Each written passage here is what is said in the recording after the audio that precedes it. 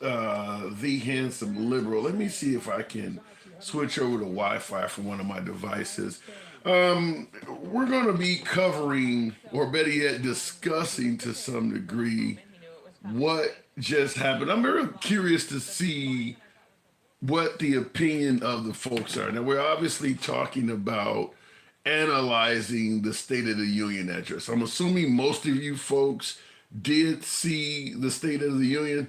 Now, the number one issue I have is what happened to President Biden being in cognitive decline? Because I'm watching that speech, with the exception of him exercising his stuttering problem, which he has openly admitted he does have a stuttering problem. I didn't see the cognitive decline that we often hear about. I mean, I don't know. The speech started at 8 p.m. Central, so what is it, 9:40? So the speech was about 90 minutes. I didn't see the cognitive decline. Remember, he is not supposed to be able to string together two sentences. The man doesn't even know where the hell he's at. I didn't see that. Did any of is that what we were supposed to see in that speech? Did anyone see that? Where is the cognitive decline that this guy doesn't even know where he's at and things like that? Because based on what I've seen, whether you agree with what he was saying or not, we can certainly debate that. But based on what I'm seeing, he held his own. He held his own. Now, it certainly looked like it may have been more of a campaign speech as opposed to State of the Union. A lot of it was more about what he plans on doing if he gets reelected versus what he has already done. I get it. But he did speak about things he's done as well, such as lowering the price of prescriptions, removing non-sufficient funds and late fees on credit cards and things like that. He did talk about things he actually did as well, the PACT Act and stuff like that. But it was a campaign speech. There's no denying that it had a lot of campaign speech-like qualities to it. But I'm seriously asking, where is the cognitive decline? Maybe someone can come on, let your boy know that. This is an impromptu live. Looking in the comments on YouTube, because he is reading a script, it's a speech, now go watch him freelance. That's not true. That is not true, Mark, because the Republican Party was constantly heckling and challenging him, and he went improv on the Republican Party several times throughout that speech. So I don't listen. I get that he has a summary or a speech laid out of what he's going to say, but what happened to dementia? I mean, even if a guy can lay out, if you laid out a speech for someone that was dealing with advanced dementia, do you think they would be reliable in reading it? I didn't see it. I just don't see the cognitive decline to the level that many folks on the right is saying. But let me go to the box, because maybe I'm seeing some shit that doesn't exist, and maybe I'm getting it all wrong. So, but yeah, I don't see the cognitive decline. I'm hearing about it, but after watching Can this, you hear me? yeah, I Can can. you hear me or no? I can hear you, but for some reason I don't see you in the box. So that I can't see me either, but I'm glad you can hear me, Tim. Hello, it's Rainy. hey, let me do this real quick, bro. I'm gonna drop you, come right back, hopefully, because otherwise the Don't let people. nobody steal my seat. I'm coming right back. I got you, because otherwise nobody's gonna hear you.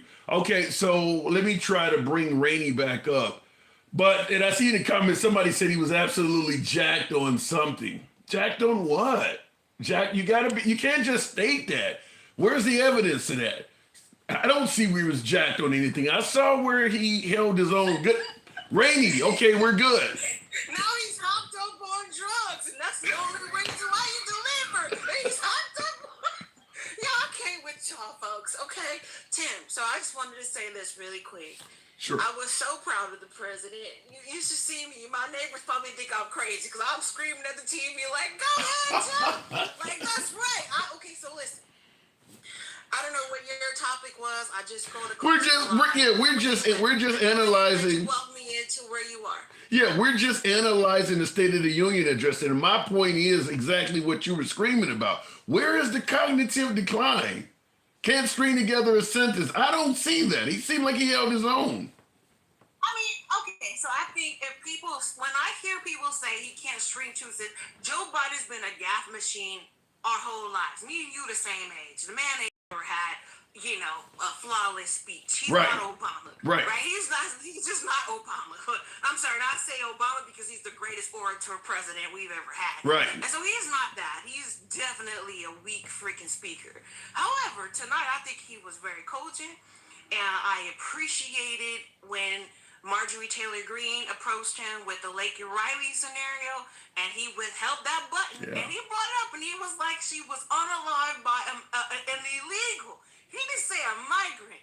He said an illegal. Wow. And so for me, that was on the fly. You know what I'm saying? And so, I also think the GOP gave him a one-up because they painted a picture of him being so punch drunk that they lowered the bar and made it real easy for him to step over it. And he certainly supersedes any bar when you listen to the Republican say, you don't know where he's at, he can't string together a sentence. And then when you watch him, they lowered the bar to his cognitive ability being so damn low, it was easy for him to knock it out the park. I mean, there is no one watching that would say the way the Republican Party has been painting him lately measures up. He clearly is in far better mental health shape than the right has been leading on. And I see, maybe because I'm jaded and I'll be a partisan hack here, I see that, but I also give him, what do we call it in golf, the handicap? I give him the handicap where we know Biden is just not a good speaker. He's not. But I also understand this man isn't a doddering old fucking senile fool either. Yeah. You know what I mean? Like, I could also acknowledge he ain't senile, but he's not a good speaker. So if I gotta give the right their kudos or whatever they need for that, he is not a good speaker. But I thought overall his speech was really great. I was very proud of his interaction when he told those fools on the right, I read the bill. Can you read? Yeah. When he told them, can you read? I read the bill. And even James Langford, not CNN, I was watching MSNBC, they zoomed in on Langford, which is the Republican, and he was like, that's true. Yeah. Like, everything Biden was saying, that's true, bro. Like, come on. Anyway, I know you got other people, so I don't want to hold up your live. You know I love you, Tim. I think the president did good, and I'm still Team Biden. I'm voting for Biden. I'm going to campaign for Biden, and that's what it is. I was proud of his Gaza stance. Let me just say this really quick, too.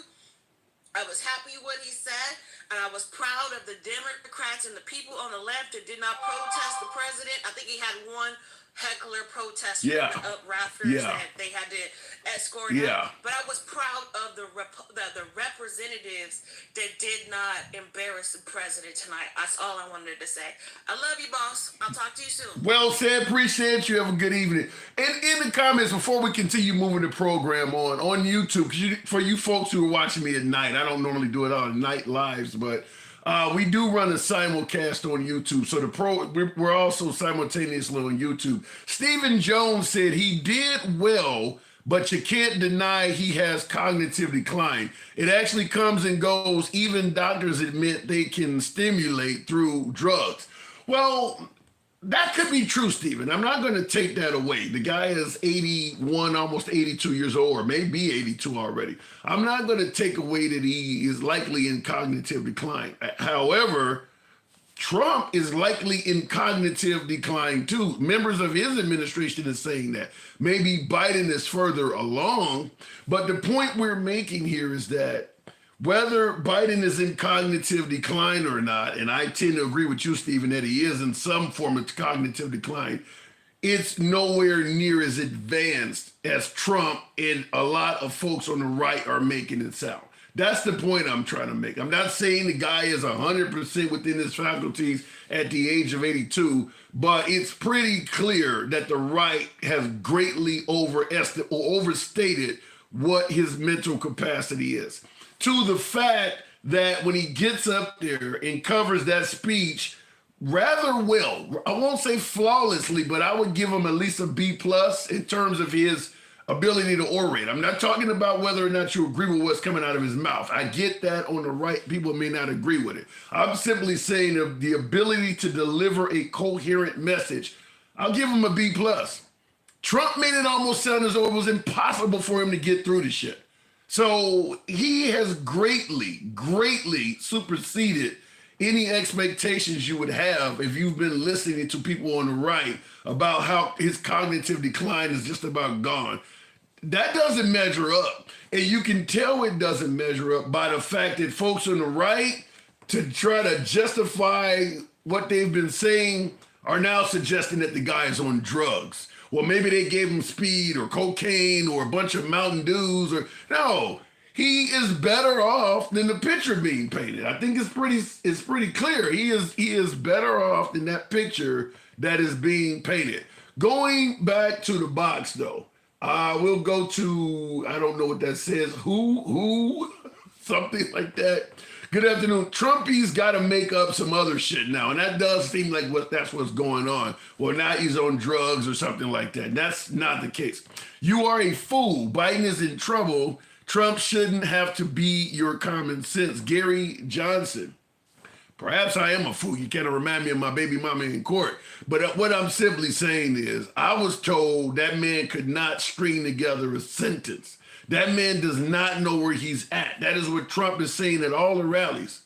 You watched him 90 minutes, State of the Union address, and you walked away thinking he didn't know he was there? You walked away thinking he couldn't string together a sentence? Listen, I'm not going to debate with you whether I'm a fool or not. You can certainly, folks, let me make it clear. I don't block, ban, or censor anyone. That's how the program is ran. If Gary thinks I'm a fool, damn it, he has the right to say that, and I'll never ban him for saying that. But if you walked away from that speech thinking that guy didn't know he was there, yeah, I don't know what universe you're on. I don't know what universe you're on. That man held his own on that speech. Good evening. Hey, how you doing, man? Good evening there, dude. Nice talking to you again. Appreciate it. Good to have you on this evening. Did you catch the State of the Union address? I caught some of it. I was kind of surprised that he actually speeched. I'm like, I give credit where credit is due. The speech it wasn't a great speech, but he did it. It didn't matter. 90 minutes is a long time. Right. As an entertainer, I've been on stage in an hour, and that's work. That's a lot of work, baby. So what about the notion that the guy has advanced dementia, and the only way he completed that 90-minute speech is that he's on some type of methamphetamine or something? Do you buy into that? That's possible. I'm not saying that it is because, in these days, we don't know what's going on up there. Right. They'll put it down and, I seen them. This is the first time I seen them even finish a speech without, not being there. So, that can happen. Maybe, maybe he's not like how people have cancer and you're into, it could be that too. Dementia is a funny disease. It could come and then it could stay there for a while and then go away again. It all depends again on Yeah, I get your point, but here is where I have the issue. Folks are saying that his dementia is so far advanced. Then he gets up there and he does better than someone who has advanced dementia should do. So then they start changing the goalposts. Well, it comes and goes. Well, maybe somebody gave him some drugs. That ain't what we were told. We were told the guy don't know where the hell he's at. We weren't told he could be given a super drug and all of a sudden he'd be normal again. It's like he got up there. Go ahead. Come on. If you actually listened to him in the last 3 years, yeah, it was really bad. Even I would say, oh, this guy's gone. You know what I mean? Yeah, listen, I agree with you. Who, if you listen to Biden for the last 3 years, you would think he's gone. But I will tell you this: if you deliberately took all of my times I stuttered or mispronounced words over the last 3 years and played them in a loop, you would think I was fucking out of my mind as well. What we're doing is we are focusing on his missteps and playing them over and over again. So of course it sounds like the guy is out of his mind. That's the intention. That's the point. It's something like, look, whether he becomes president or whether he doesn't, my life is gonna go the same. Either way, I'm not there to say, hey, Trump is the best. I like Trump. I mean, I'm voting for Trump. I mean, like, people vote whoever they want, and and this is a good thing for people that say, well, look, he's still there. I'm like, hey, good for you. I'm not there to take away from anybody because I can never be president. Understood? Yeah. It's a tough thing. It's like watching a football game, right? And then a defender hits a guy catching the ball, and he flips over and falls down, and then he drops the ball, and somebody sitting on the couch, never play football, and say, oh my God, how could he drop that ball? Hey, look, man, that's a very hard thing to do, public speaking. Yeah. I'm a stand-up comedian. And, doing stand-up, and I do an hour and a half, and, it is exhausting. I mean, like, well, yeah, it's certainly in this case where people are, for you being a stand-up comedian, it would be like you going on stage when you had some big name like Dave Chappelle or somebody and already told everybody you suck, and you having to make people laugh under that pressure where people have been told already to expect the worst of you. People have been told that Biden is going to go on stage and flop and stutter and not know where he's at, and he had to go perform in front of a world audience under that pressure. I totally understand. And look, he's a human being too. I'm not gonna sit there and chop him down. I ain't the type of guy that I kind of, when I was watching him throughout the 3 years, and that was happening to him, I wasn't downing him. I just felt bad. I mean, like, oh my God. I mean, like, somebody got to step in. This is not right. I mean, this guy, he has the highest seat in the land. This is a guy that the whole world's gonna, when he speaks, everybody's gonna listen. And I think the pressure on, and look, I'm 69 years old. You can put a lot of pressure on me like that, and I'll probably stutter and can't remember anything either. Right. You know what I mean? Like, it's so much pressure, and it also could be maybe that ain't what he wants to say. You know how they. I mean, listen, I've seen the gaffes like you're talking. I do got to move it on, but like you, I've seen the gaffes. But we just watched 90 minutes of that man, and his speech was 100% coherent. He's okay, and I hope everything, he keeps doing with it. Look, I'd rather see a good competition than a bad one. Absolutely, absolutely. I'd rather see a good competition. I'm a Yankee fan, and when they lost the 4 straight to Boston, I congratulated Boston fans. Oh, well, hey, look, you got us. You got us. What do you want me to say? You're professionals. These guys get paid for it. Who am I to say, oh, he looks this way, he should have done this, he should have done that. I'm not in that position, never been in that position, and I can never be in that position. Yeah. But anyway, hey, pleasure speaking to you. Thank you so much for having me on. And I love your talk. I think you are probably one of the fairest men on TikTok. And Thank you. Wow. I do a lot of them, and I appreciate that, and that's why I always look for you. I just don't know when you're on. You know what I mean? But I do appreciate you finding me. Listen, I appreciate you finding me. Come on back anytime. My door's always open. Okay, my brother. You take care of yourself. God bless. Thank you. You too. All right, look it in the comments, and that's all I'm asking, folks. I'm not here to celebrate Biden, pretend like his words were coming straight out the Bible, or he's some type of deity, or the guy of the highest order. None of that. I'm simply saying, yeah, big dog. And by the way, Grandma too. Thank you for those hats and mustaches. So what did you guys think? I'm going to ask you letter grade, A, B, C, D, or F. You know how it was when we all went to school, back when they actually gave letter grades, A, B, D, C, or F. I'm going to ask you to grade not on the wording of the speech, on the simple fact of whether he was coherent or not.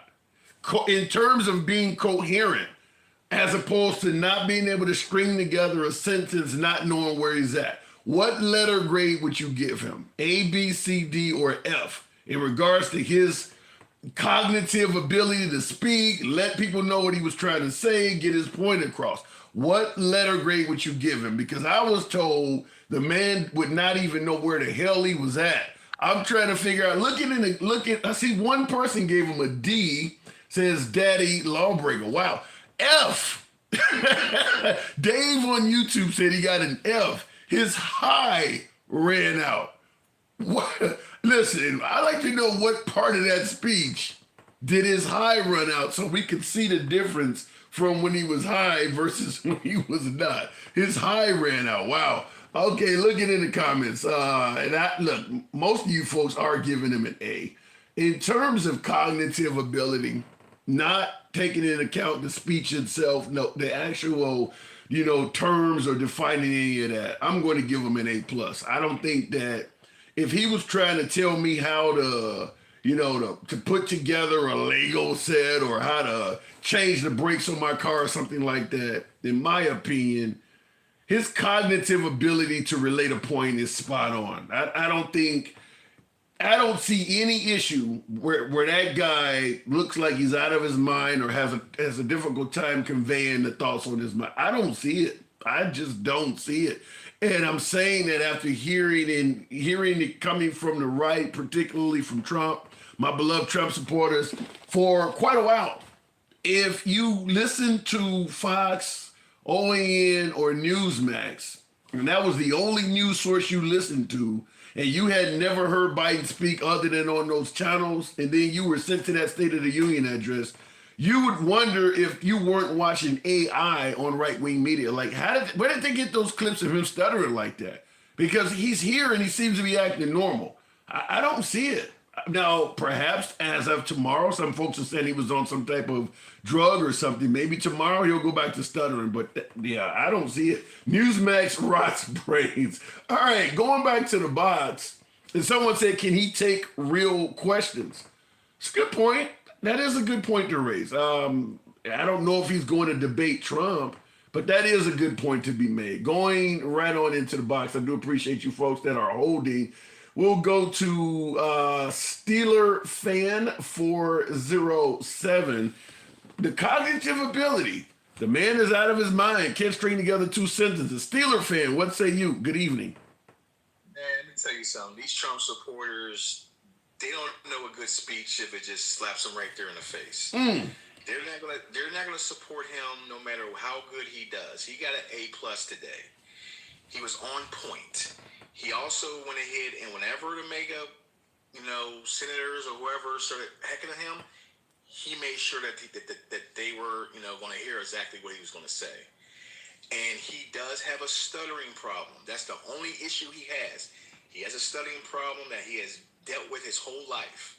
So let me ask you this, because this is coming up on YouTube. Dave Waggle or something, it said he can't take off the cuff questions. In other words, he can read from his own notes or from a teleprompter, but if he had to engage in a conversation, you might see the problem there. Like I said before, he does have a stuttering problem. But if you ask him a question, he always answers it. But the thing is that I would love for him and Trump to debate. I would love for it. Trump's not going to debate him. I can guarantee you that right now. Because Trump himself don't even know where he's at sometimes. He doesn't even realize that he's also running against Biden. So yeah, he's confused Biden with Obama. He's confused Nikki Haley with Nancy Pelosi. Yeah, Trump is. He don't get the same. They don't give him the same level of criticism. But Trump has made some gaffes too recently. Yeah, you're right. His name is Mercedes. He doesn't even know his child's names unless he looks on a cue card. Yeah, that's dementia. Right there. Not to mention the whole E. Jean Carroll deposition when he confused E. Jean Carroll for his own ex-wife after saying he would never fuck her. I mean, Trump does make some gaffes. They just don't give him the same criticism for it. Because he's younger. They feel like, oh, well, he's younger. But there's been I don't know if you know this, but there is an actual, I think it's 450 professional people who handle dementia. They actually sent a pardon that he is unfit to be president because he does have dementia. It's ridiculous. That Trump has dementia? That Trump has dementia, yes. There is a pardon out there. I hate this shit. I don't think either one of those guys has dementia to anywhere near the level of advancement that people are saying. I'm not saying that they may not have early stages of it, but certainly with Biden, they make Biden sound like Muhammad Ali on his deathbed. They make him sound like he really is out of it, and that's just not the case. No, he, like I said, when he messes up on a gaffe, which he's known for having gaffes, it's the stuttering. It has nothing to do with his memory.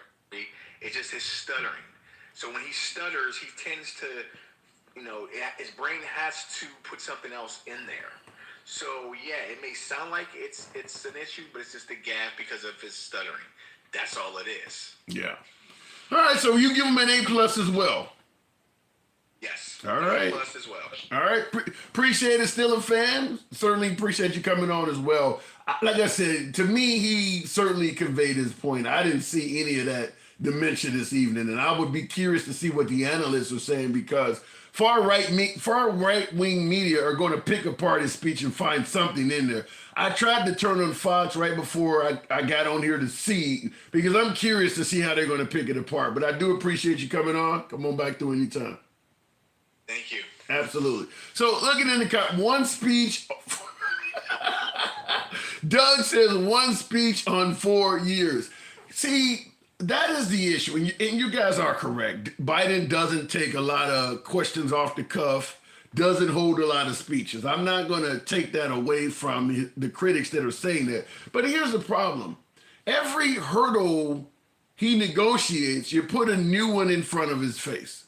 He could not string together a sentence, did not know where he's at. Okay, once he did that, well, he's reading from a teleprompter or something like that. Well, once he shows he's not reading from a teleprompter and he's improvising, like when he did when they were booing him, well, he's on drugs or something like that. So it's like no matter what hurdle he negotiates, you're going to put another one in front of his face. I'm expecting to see Rodney Dangerfield or Muhammad Ali on his deathbed. I'm not expecting to see a guy that can be propped up and all of a sudden with a couple Mountain Dews or Red Bulls, he sounds normal. That ain't the picture was painted.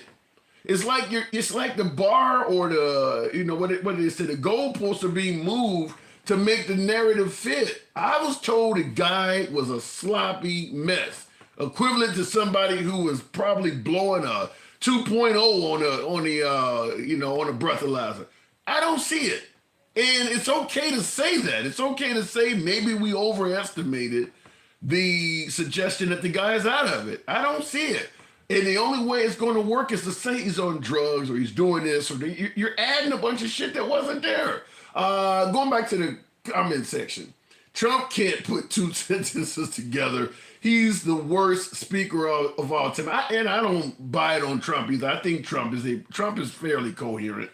I don't think either one of these guys are as out of it as people are saying. It's not age, it's cognitive ability. Biden is done, says Dave. You got to show me something else other than, maybe if Biden speaks in the near future, Dave, you and I might agree. But tonight, as Cat Williams would say, this shit right here, no. What you're saying doesn't match. This shit right here where he just spoke, it doesn't match what you're saying, Dave. And I do appreciate you folks that are participating on YouTube. You guys know real quick how the program is ran. I will go back to the box. We normally do a day program. The program is and always will be MAGA friendly. That's how the program is ran. From day one, it's how it always will be ran. MAGA are my preferred guests. Nevertheless, liberals are welcome on the program as well. What do we always say? We do not block, ban, or censor anyone for their comment. If you think I'm full of it, you can state that, and we'll certainly tackle that. We do not believe in stifling free speech here, so everybody does get to speak. Teaming something with Nick says MAGA here. Good evening. Good evening to you. You're certainly welcome here. Brother Biden literally can't form a proper sentence. Watch any of his speeches. Even whenever he reads from a paper, he still can't out of the words, he's mentally stupid, says Danny. None of what you said matches the 90-minute speech we just saw. None of what you said just happened tonight. I'm baffled. I'm baffled that folks made it sound, listen, you helped Biden out. I'll go back to the box, but claiming that Biden is so punch drunk and mentally out of it, you lowered the bar for Biden because the expectations was he was going to get up there and sound like a drunken stupor. You made it easy for him to knock it out of the park when he got up there and actually sounded fairly sane. So you guys need to get up off of that. He can't string together two sentences. He's showing that over and over again. That's not the case. Going to the box, not a Shay, I think that says. Good afternoon. Trump can't, Biden dropped the mic. Biden 2024. Yeah, MAGA's thinking of their orange lord. Oh my goodness. Not a Shay. Good evening. How are you? I'm doing good. You're kind of low. Can you hear me? Yeah, I can hear Okay, you. that's better. That's Can you better. hear me? Yes. Did you catch the actual address I did. and your opinion? Oh Lord, I'm gonna get you for this one, but I don't support Biden, right? Nothing wrong with that. Okay. And I don't support Trump, so I'm kind of a middle independent person, right? Well, okay. I don't. You don't support either one of these guys. Why not? Because both of them. Well, I don't like Biden more than I don't like Trump. Okay. I think Joe Biden is just should go home and play with his grandkids. But I want to comment on what he did tonight because I am a fair person. If somebody does something good, I gotta tell them if it's good, if it's bad. All right, let's do that. Joe Biden came out swinging. It was not a good night for the Republicans because after Joe Biden came out swinging, very lucid, very alert oriented, Yeah. times three, knew where he was and what he was saying and knew when to put emphasis on certain things. I think it was a blackout to the Republican Party. You know something else. You know, I'll let you continue, but I want to just interrupt and say this. You know something else. The Speaker of the House sitting next to Kamala had that when you're watching him nodding his head over and over again to show it, kind of illustrating that he agreed with Biden, it made it clear that I actually agree with this man, but I can't do anything because Trump told my ass to stay seated. I mean, you see him, did you see that? Did you notice that when Nancy, I'm about to say Nancy Pelosi, but I mean, when Kamala Harris is standing up, he can't stand. It's pretty obvious that he agrees with a lot of what Biden is saying, but somebody done told him, your ass better stay, you better keep your ass seated. You know, it's like you got your child out in public, and your child want to get up and run around and play, but you better keep your ass in that seat. You can tell he's moving around. He was doing that throughout the whole speech. Why is he nodding his head? I think that has more to do with his cohorts and that deal he signed that it only takes one senator to raise him to be removed. So, Yeah. I mean, not senator, one person, member of the House, to have him removed. So maybe he's, a little bit hands tied with his party. A little bit. Like somebody pointing out in the comments, he's sitting down clapping and shit. If I was Biden, I would have turned around and been like, you can stand, right? I would have embarrassed the hell out of him. Yeah, I mean, that's always been, they show, they can't do it with verbally, so they have to show it physically that they disagree. So by, not clapping, that's the way they show that. But tonight was a pretty rough night for the Republican Party. That lady that they sent to do the rebuttal, she was lackluster. She was they had her in some type of filtered kitchen, and she was very dramatic, and it just didn't go over well. So I would have to say tonight went to the Democrats. Congratulations. All right, but you still have no love for Biden, right? Because you know what, I kind of feel like this. I kind of feel like as Americans and as people, we have lowered the bar that if the President of the United States does good on one speech at the State of the Union, we are throwing parties and we up here slapping five and up here ready to cut each other a new low. But I think it's a pretty low bar for the President of the United States, and I think we've come a long way from Barack Obama 2008. Yes, we can. We hope we can do it. Yeah. A couple of times. Something. Listen, even though my sentiments toward Biden may be more favorable than yours, I can't disagree with what you're saying about the one speech. But I will tell you this: That's what can happen when you got folks on the right, particularly led by Trump, that spends months, if not years, saying that the guy is punch drunk and can barely string together two sentences. It's like putting Corky on the basketball court, somebody with Down syndrome, and he hits a three-point shot. You've been telling us all the time this dude is a retard. He can't do any damn thing. And then when he gets up there and hits a three-point shot, you can't blame people for standing up and clapping. Yeah. Well, let me just say this. Every now and then, I mean, you know, it doesn't, the narrative hasn't changed. I think Biden had a very good night. He made points regarding immigration. He was very zesty. He came back, he followed up, he ad-libbed, he did a lot. And I was kind of surprised and yeah, exactly. joyfully surprised. Even you who are admitting that you don't favor Biden, even you're admitting you're surprised because the rhetoric was that he was going to sound so awful. Yeah, I was surprised, honestly. But it doesn't negate the fact that, you know, if anybody has a grandparent or something that's, you know, dementia or something like that, they have moments of clarity. They have moments and times where they're crystal clear. They look like the old person that they were. And then yeah, but here's the problem. Here's the problem I have with that. Not ashamed. And folks say that all the time, particularly on the right. That listen, even with advanced dementia, there are times when you sound perfectly normal.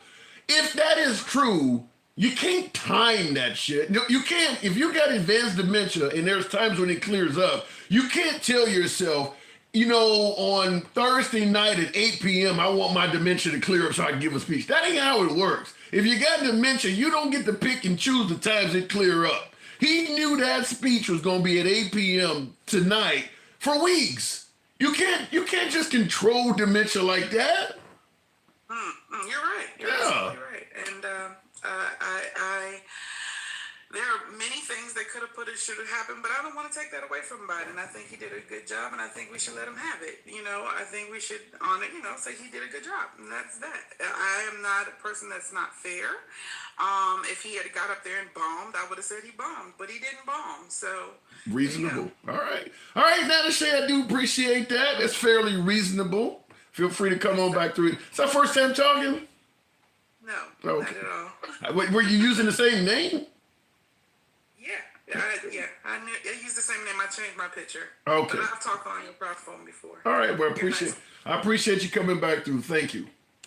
Okay. All right. You have a good night. All right. Moving the program on. But that is my point. That if you can have dementia, but then you have periods of relapse where you don't get to plan that. I mean, it doesn't matter what illness you have.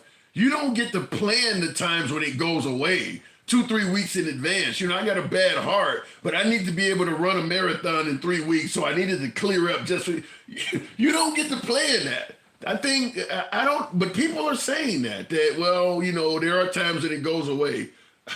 That doesn't make a lot of sense to me. Let me go in the box here. Stop these woke liberals. I'm sick of people not having money.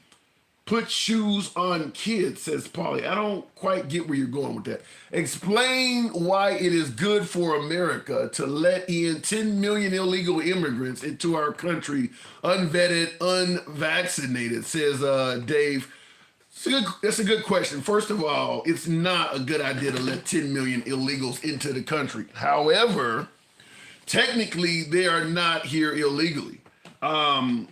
By law, you can come to the country and request asylum, and you have to be given a court date in which they will, at that point, adjudicate your case and determine if you can stay or not. Now, most of them are not going to qualify to meet. They're not going to meet the claims necessary to be granted asylum. But they're not here illegally. The majority of the folks that have come in this country under President Biden's administration are not here illegally because he changed the method to come here. He undid some of Trump's executive actions and pretty much invited them in. I'm not giving him any credit for doing that. I think it's really hurt him and the country to some degree, but they're not here illegally. But I appreciate your question, Dave. It is well said. Going back to the box, we'll keep it moving with user. I cannot pronounce the rest of that. Good. Thank you for the glasses there, Star Trek fan. Thank you very much. User, I don't see. I can't pronounce the rest of that, but good evening. Hi, how are you? I'm doing good. You were saying something about Mike not being able to stand up or do whatever he wants because of Trump. Do you remember when Trump Tore up his speech.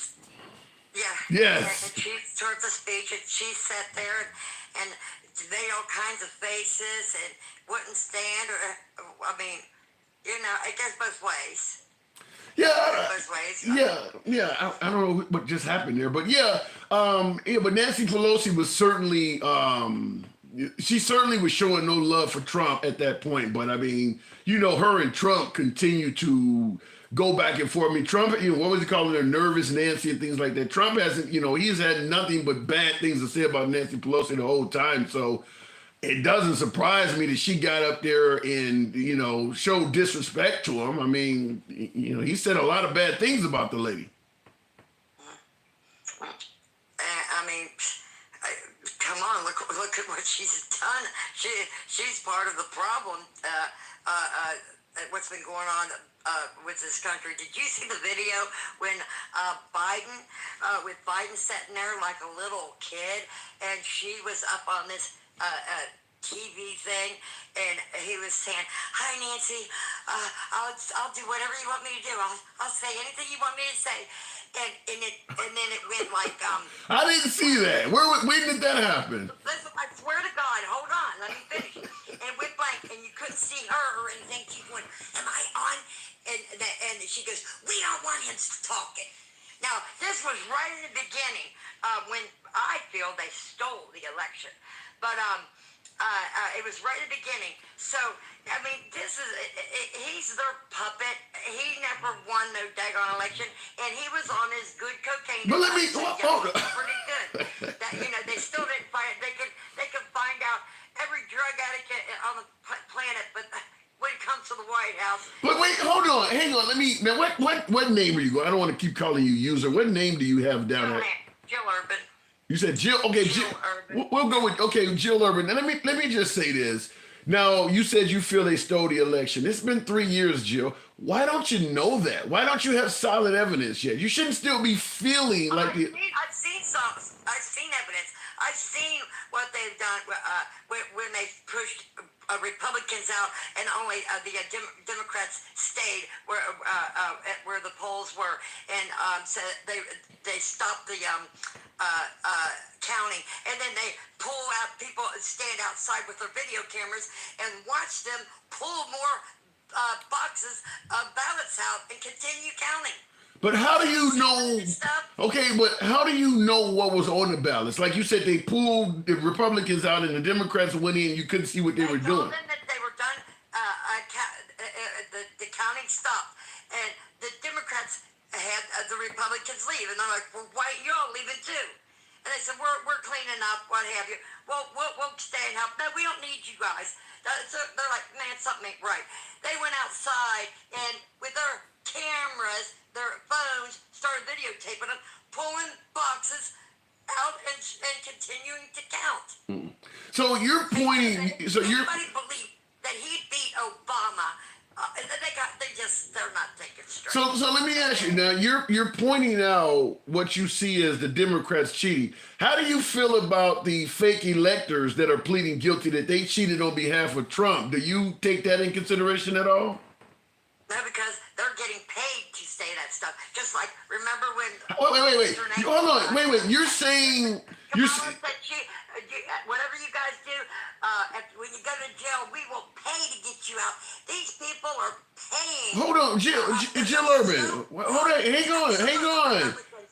Okay, let's have a conversation. I get your passion. I don't mind you stating your point, but so you believe all of the fake electors in Wisconsin, Arizona, and Georgia, the ones that have even pled guilty, you believe they were all being paid to do that? They're being paid, and see if they go to prison. See if they go to prison. I want to see their names in which prison they go to, or jail, or what have you. I'm telling you, there's so much corruption going on. It's unbelievable. In my 62 years, I've never seen anything like it before in my life. What about there is a lot of corruption, even with Republicans. Even with Republicans. there's some dirty, rotten, stinking Republicans as well. Not So, just Democrats. so how do you feel about the claim that Ruby Freeman and the mom and daughter team were passing around a drive and they've won a ton of money, showing that that Rudolph Giuliani just made that up? Do you believe Ruby Freeman and do you believe that those two were being wrongfully treated, or do you believe they were still in the election as well? I don't know. I didn't pay that much attention to that story. I'm not really well familiar with that. I've heard bits and pieces of it, so I can't really comment on that. But when I was standing also with my own eyeballs, when I was standing in line at the polls, we seen people walking up to ballot boxes with armfuls of ballots. Now, what the heck? But how do you know, Joe Urban, how do you know when you seen those people walking in with armfuls of ballots, how do you know they weren't cheating in favor of the Republican Party? Because the Republicans would have won. They should have won anyway. But it was Democrats. It was Democrats. So you believe that in an election where there was over 150 million votes cast, all of the cheating was done by Democrats and Republicans are just inherently honest? Well, wait a minute. What about the people that even said they got paid good money? Jill Urban, wait, hold on. This one guy from California, they're paying him to do all kinds of stuff. Start riots. This one guy said they pay him so good, he never has to work another day in his life. But he said as soon as they stop paying him, he's not going to orchestrate these riots. Okay, Jill Urban, wait, hold on. Jill Urban, I hear what you're saying, but you totally skipped over the question I asked. Are you saying that, and let me repeat it, are you saying that in the 2020 election, all of the cheating in that election, out of 150 million voters, it was all Democratic cheating? The Republicans are just inherently honest. No cheating on the Republican side. I can't say that, but I know that I can't say that. I can't say that for sure, but I know that I know that the Democrats they just had, I guess, had more people at it. You know what I mean? So what you're saying is it's possible that the Republicans cheated, but the Democrats did it better? Did better. Yeah, they were bound and determined. And have you noticed what's happened just since that man stole office? Did you see all the train wrecks by reservoirs? But think about what you're. Have you seen all hell break loose on the face of the earth? Did you see the? There's just gas prices. Inflation. Have people not been paying attention to what's been going on since that man got a hold of a pen? But here's the question I want to ask you, Jill Urban. If you're admitting that there could have been cheating on both sides, but the Democrats did it more, any idea why Trump is not complaining about Republican cheating at all? If he wanted to make sure the election was held fairly, would he not also point out Republican cheating, or does he not care about that? He probably doesn't. He probably don't believe that they were. He probably doesn't believe that Republicans were cheating, because we can win it way fair and square against someone like freaking Joe Biden. Give me a break. He is a career politician. He sold America. Wait till you see what's coming out on that man. Okay. They've covered up so much stuff on him. Why do you think he's money laundering to Ukraine? Now he's money laundering and getting another proxy war started with Israel. That man has got his hands in everything. They said, "Oh, Trump's going to get us in war." What's the first thing that happened? Putin made his move as soon as Biden stole the election. You think Putin, after Trump laid that mother bomb on him when he got in office and said there's a new sheriff in town, he knew not to even mess with Trump, and that's what Trump said. Don't F with me. He definitely said that to Kim Jong-un. But let me ask you this. I do got to move it on, but I want to ask you this last question. If the Democrats took the election, any idea why virtually no member of Trump's administration is saying the same thing? In fact, Mike Pence And hold on, wait a minute, hold on. Attorney General Barr, Mike Pence, Scaramucci, Ambassador Bolton, they're all saying Trump lost. These are all people that Trump hired and appointed. Why are so many Republicans saying he lost if he actually won? Trump had some backstabbers. See, Trump wasn't a politician. He wasn't a politician. Trump had no idea what he was getting into. He did not. He trusted backstabbers. He trusted backstabbers. And wait till you see what comes out on them. Wait till you see what comes out on Barr and what he's connected to from his daddy on back. You guys need to do some research now, and you'll be turning over before you even hit your grave. Okay? All right, Jillian, I do got to move it on. It's a pleasure talking to you. Come on back through it. Enjoyed coming to your lives. You're awesome. Thank you. Thanks for letting me in. All right, anytime. Come on back through. All right, looking in the comments, and that's what we say here, folks. We do allow folks to speak. Doesn't matter if you and I agree or not. I do believe you're entitled to free speech, and that's how the program is always run. By the way, feel free to smash that like button on my YouTube audience, and certainly tap the screen on TikTok. I'm going back and forth here because the monitors are reversed than what I'm normally used to in the vehicle when I do this in the afternoon. By the way, we do run this program Monday through Friday at 1 p.m. Central. This is kind of an impromptu because of the State of the Union, which is why the audio and things like that. I'm seeing in the comments, you guys on TikTok are really hammering my last caller. Be nice. One person said that lady was great. That's David. But everybody else, goodbye. That was scary. Oh, wow. That was horrific, says Cassius. Yikes. Twilight Zone said Limitless Jones. But Simple Man, which is a name I often give myself, you're amazing, sir. I do like you're alive. I appreciate that, and I appreciate your participation in the comment section. Real quick, looking on YouTube, and I appreciate you folks that are smashing that like button on YouTube as well. A subscription if you enjoy civilized dialogue without any concern of the host blocking, banning, or censoring you for your opinion. We don't do that here. And we never talk down to guests either. Trump called our soldiers suckers and losers and refused to lower White House flag when our POW hero John McCain passed and Mexico didn't pay for the wall. He took it from the military budget. That's a mouthful. And that is a reminder, not lowering the flag when John McCain passed away. That's taking your own personal grievance a bit too far. I forgot about that. That really was wrong. That really was wrong. You only want to hear what you want to hear, says Mitch Comer. But I want to hear you, Mitch. That's why I'm reading your comment. If you're on the other platform, I would take you live. Listen, it's not about trying to hear what I want to hear or try to tell you what I want you to say. It's about us having a gentleman's or man and woman conversation here and doing it civilized. So we don't pick and choose what comments we like. That ain't how the program is ran. It's never been ran that way. How come I can't buy groceries anymore like before all this BS? You're suggesting under the Biden administration, the price of groceries has skyrocketed so much that you can't afford to purchase groceries? Really? Now, I'm not going to deny that the inflation has went up under Biden. But the way you're making it sound, Americans should be walking around looking like Palestinians where they can barely get their hands on food and they're starving to death. I don't see that.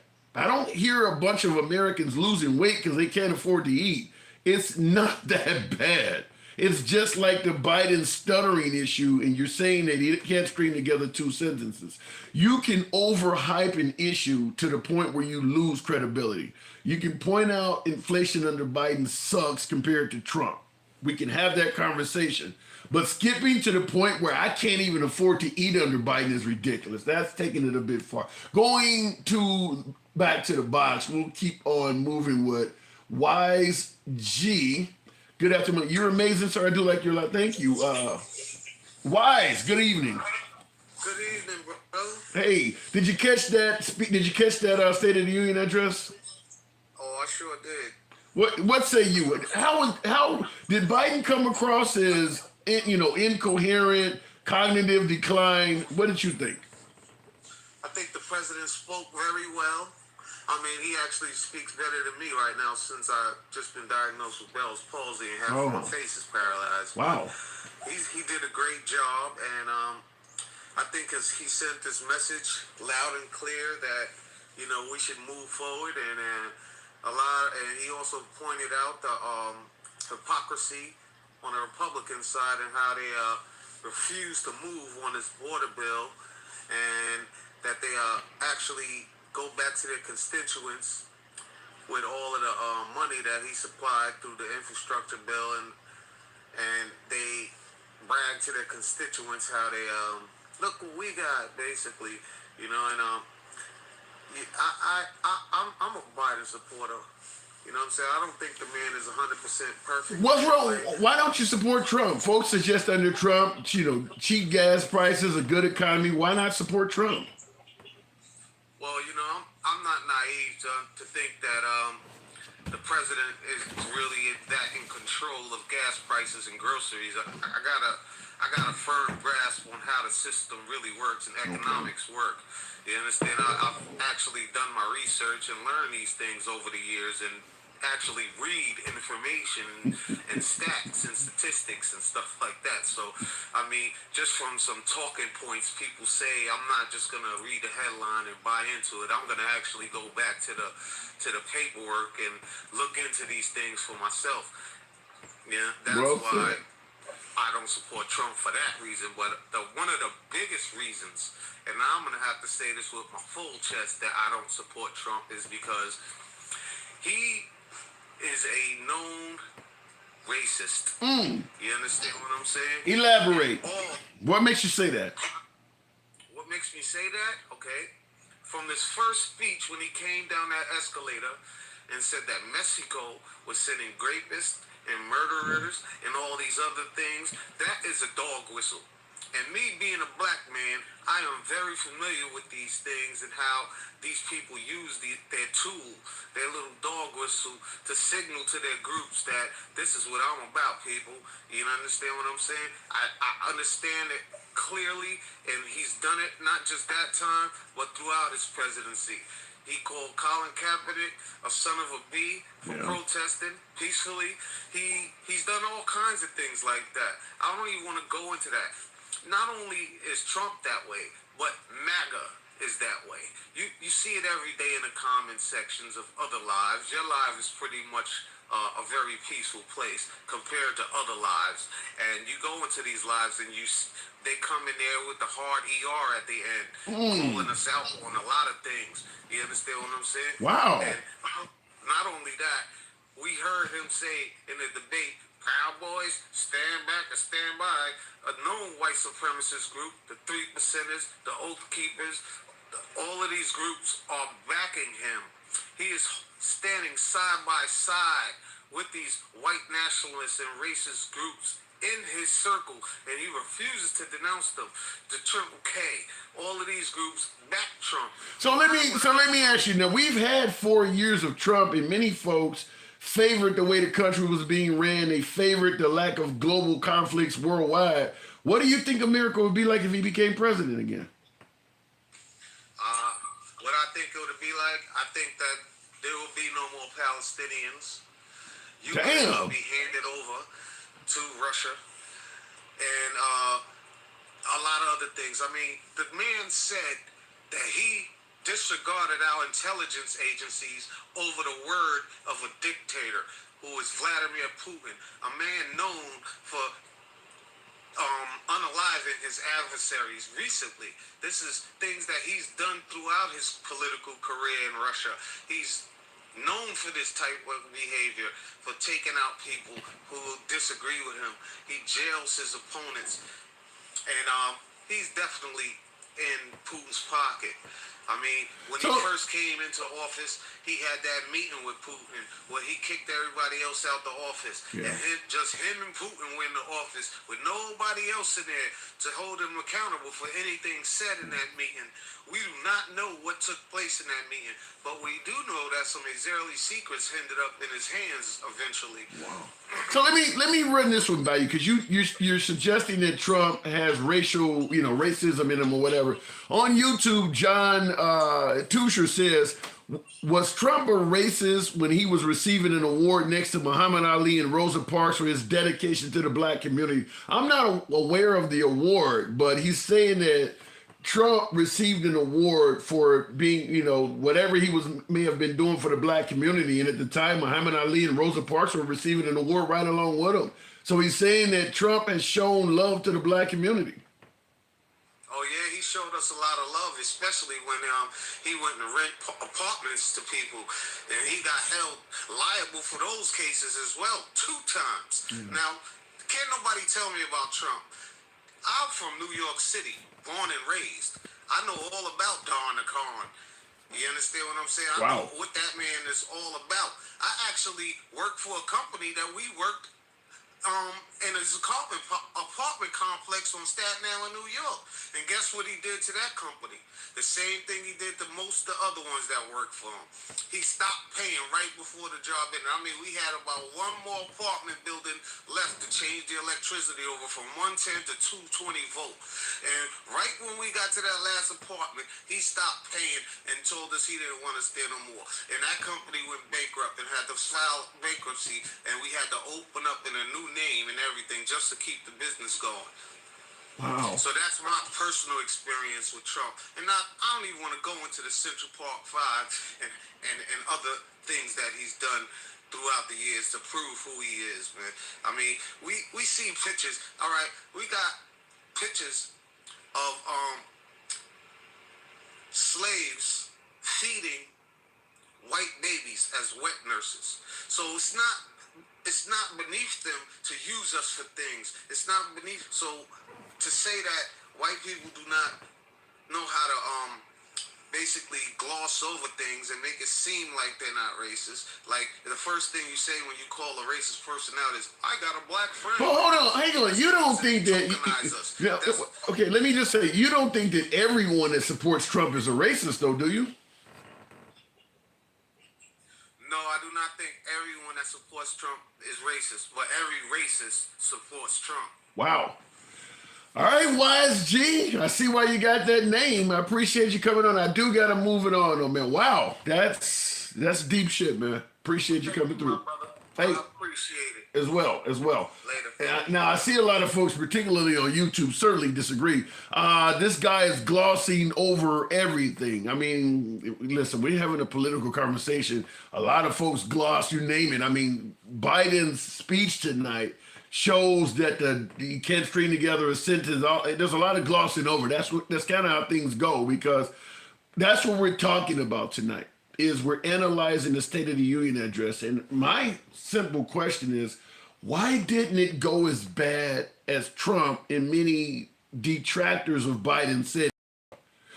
I don't see the lack of being able to string together a sentence. I don't see the cognitive decline. I don't see the Alzheimer's tonight.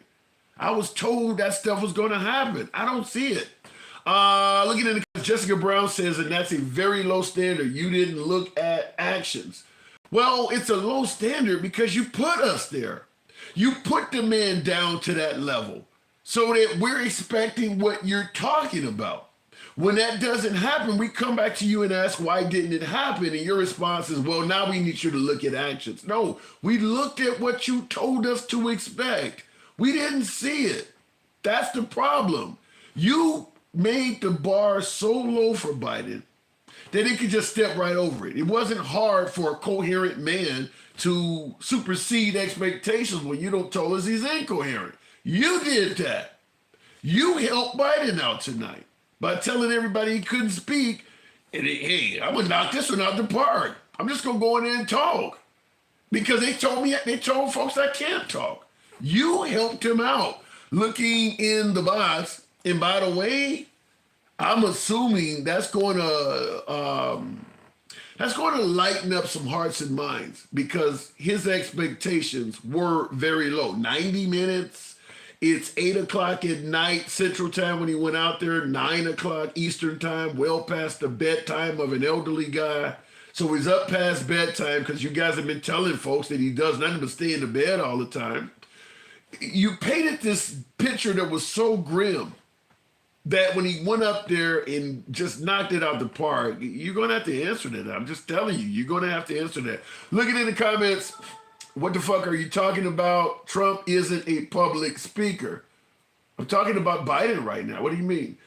He read from a teleprompter. No, he did not. No, he did not. He had a book in front of him. They showed camera angles from over Biden's shoulder. He was not reading from a teleprompter. He was not reading from a teleprompter. I give credit where it's due. Biden did great, says Marine. Thank you for your service, by the way, if that's the case. He knocked that out the park. Yeah, I don't see the incoherence. I don't see it. But I'll continue on with the program. Sonia Jackson, good evening. If you want handouts, vote Democrat. If you want a life worth living, vote Trump. What happens if you're struggling and you need that handout? I mean, understand that everybody asking for a handout is not just scamming the system. What about the people who need it? I mean, you're making it sound like if you're really down and out and you need some help, only people gonna help you are the Democrats. That's what it sounds. By the way you're making it sound. I don't know what happened in the box. We'll keep it going though.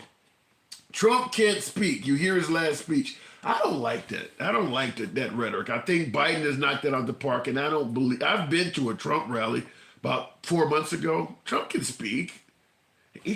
Listen.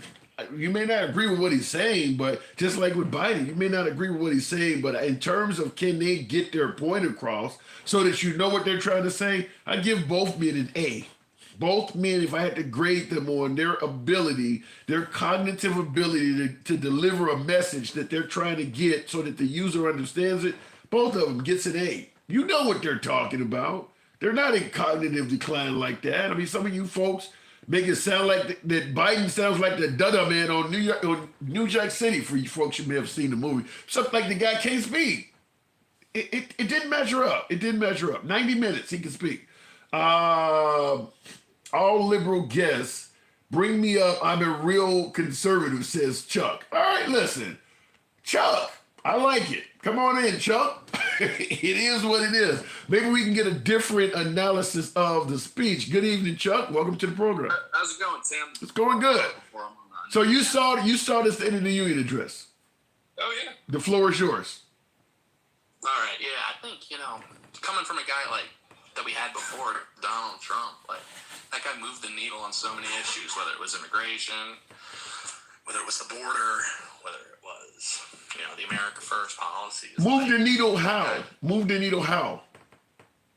Well, yeah, you never would have had Joe Biden get up on stage and hold up Lincoln Riley's button and call the killer an illegal immigrant because, he's getting extreme pressure from Democrats now on the border. True. An issue that he caused. Yeah. Something, you make a good point, and I do agree with you that Biden is being pressured to actually take action on the border, but I'll give you a counter. I guarantee you don't see Trump going around bragging about after 50 years we overturned Roe versus Wade anymore because he is also getting pressure from women that he fucked up. Now that he's accomplished that, what he should be saying is thanks to me rolling back Roe v. Wade with my Supreme Court justices, we got hundreds of thousands of babies being born that would be dead. But he can't celebrate that because it's not working in his best interest. So he too is being pressured. Behind closed doors. That ain't how you celebrate though. You don't celebrate behind closed doors. What kind of celebration is that? Well, because he's a politician. He wants to win the election. He tells the pro-life groups, back off. I win elections. I get Roe v. Wade passed. Wait. Are you saying that Trump is a typical politician now? When it comes to winning elections, we know it's not favorable to frickin' be anti-abortion. Or we want to win the election. We want to get in there and then ban abortion. Do we want to go and call for an abortion ban and lose the election? No, that sucks. We want to go in there, win the election, and ban abortion, ban immigration. Well, I'm gonna say what I just said again. The fact that he has to celebrate it behind closed doors lets you know, just like with Biden may be celebrating all the immigrants coming in the country, but he can't do it out loud. Same thing with Trump. Trump is receiving pressure too. Well, no, they do celebrate the immigrants coming into the country. Not so much more, but they're totally against sending these people back to where they belong and the expulsion of illegal immigrants. They think that, he was given a lot of crap for that. And you see that from the left all across the board. They're just not for endless immigration, you know? Okay. So at the end of the day, I asked this question before you were here, I believe. I said, a letter grade A, B, C, D, or F. In terms of Biden's cognitive ability to deliver his message tonight, what letter grade would you give him? So nothing to do with the substance of the speech, just on just on whether he could string together a sentence and actually acknowledge where he was located at the time. Remember, he doesn't know where he's at.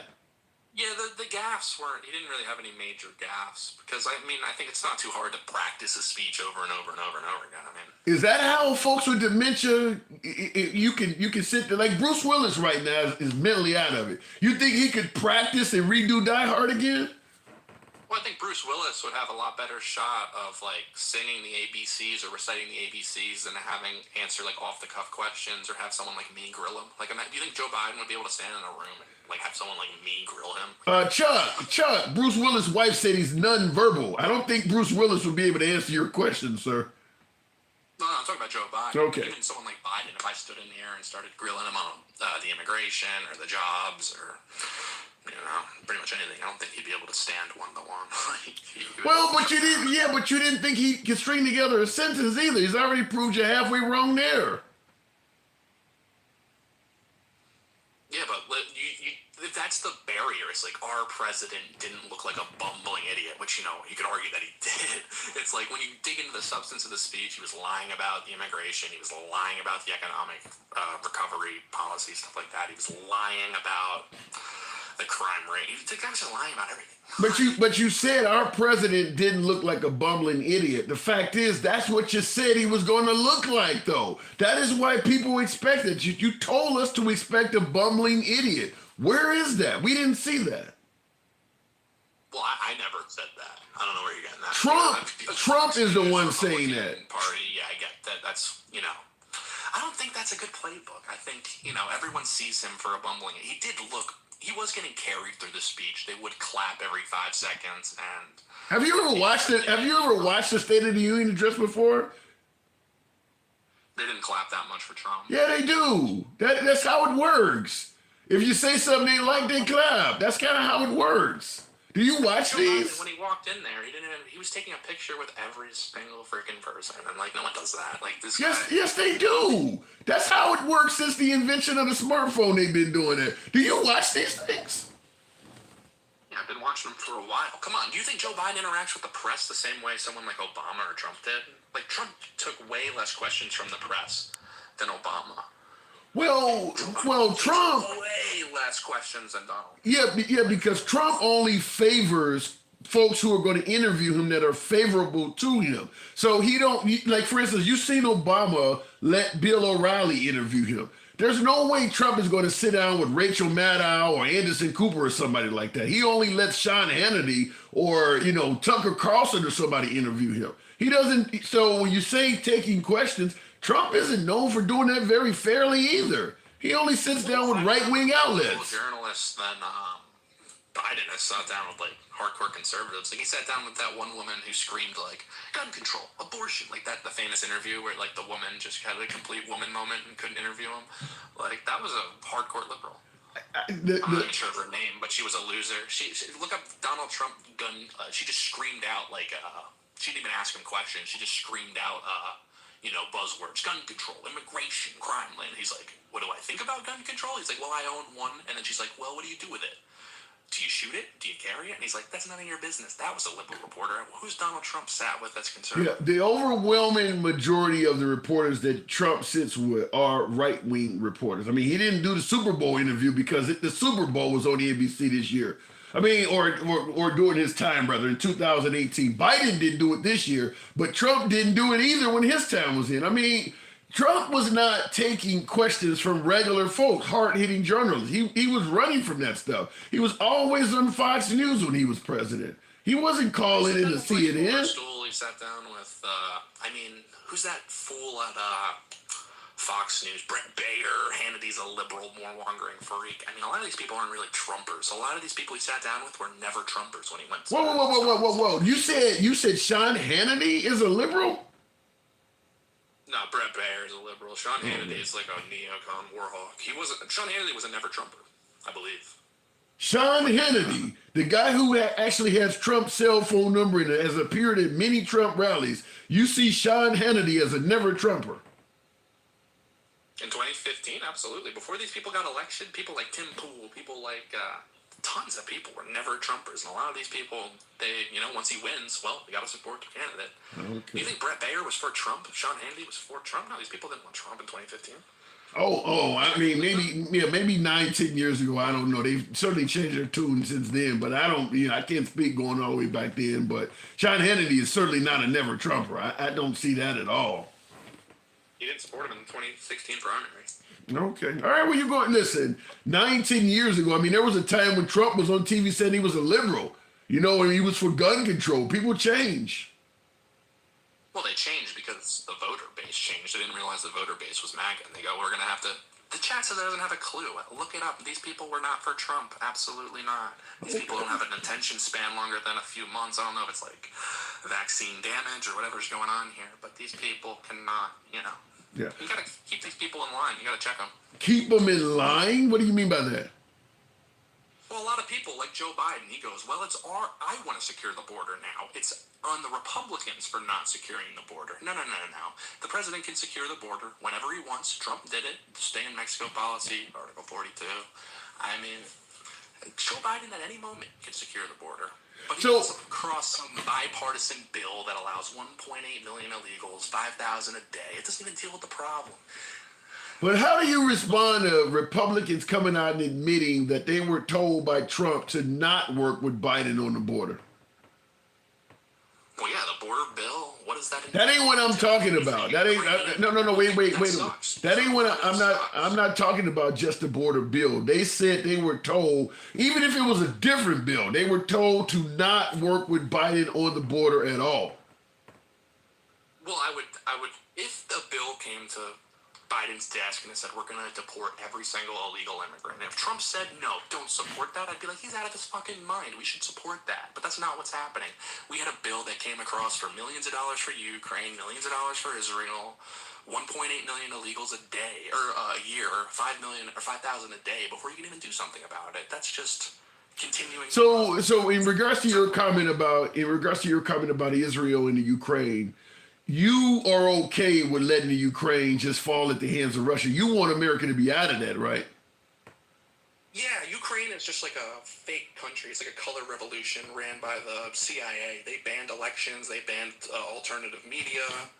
It is not like that country is look at a color revolution. It's Wait. It's like a Lockheed Martin missile testing ground. It's ran by the bureaucrats in the United States to enrich themselves. Hold on, hang on. You said hold on. You said the Ukraine banned elections. Do you believe they're holding fair elections in Russia? Doesn't matter. We don't send any aid to Russia. That doesn't matter. They're not part of NATO. Okay. It's irrelevant. Do they hold fair elections in Azerbaijan or Saudi Arabia? But you still could answer the question. Is it fair? It's probably fairer than what they have in Ukraine. Yeah. Oh, all right. I do got to move it on. Listen, we don't agree on anything, but Chuck, you know how it works. You're always welcome here. All right. One last thing. Sure. Every Republican should notice Mike Johnson stood up and clapped one time throughout the whole speech. Yeah, because he didn't want to look like a racist. When he stood up and clapped, it was for the Voter Rights Act. He was hesitant to do that, which shows that he was told to sit his ass down, and he realized if I don't stand up for the Voter Rights Act, I'm gonna look like a racist. So he did stand up for that. And he stood up twice then. Yeah. The first one was for Israel. The first time he stood up and clapped, he didn't get his ass off the chair until Biden says, we're going to back Israel for everything. That guy's a traitor. He's a neocon. He sucks. We're going to take over the Republican Party with America First Patriots and transform the ideas of the Republican Party.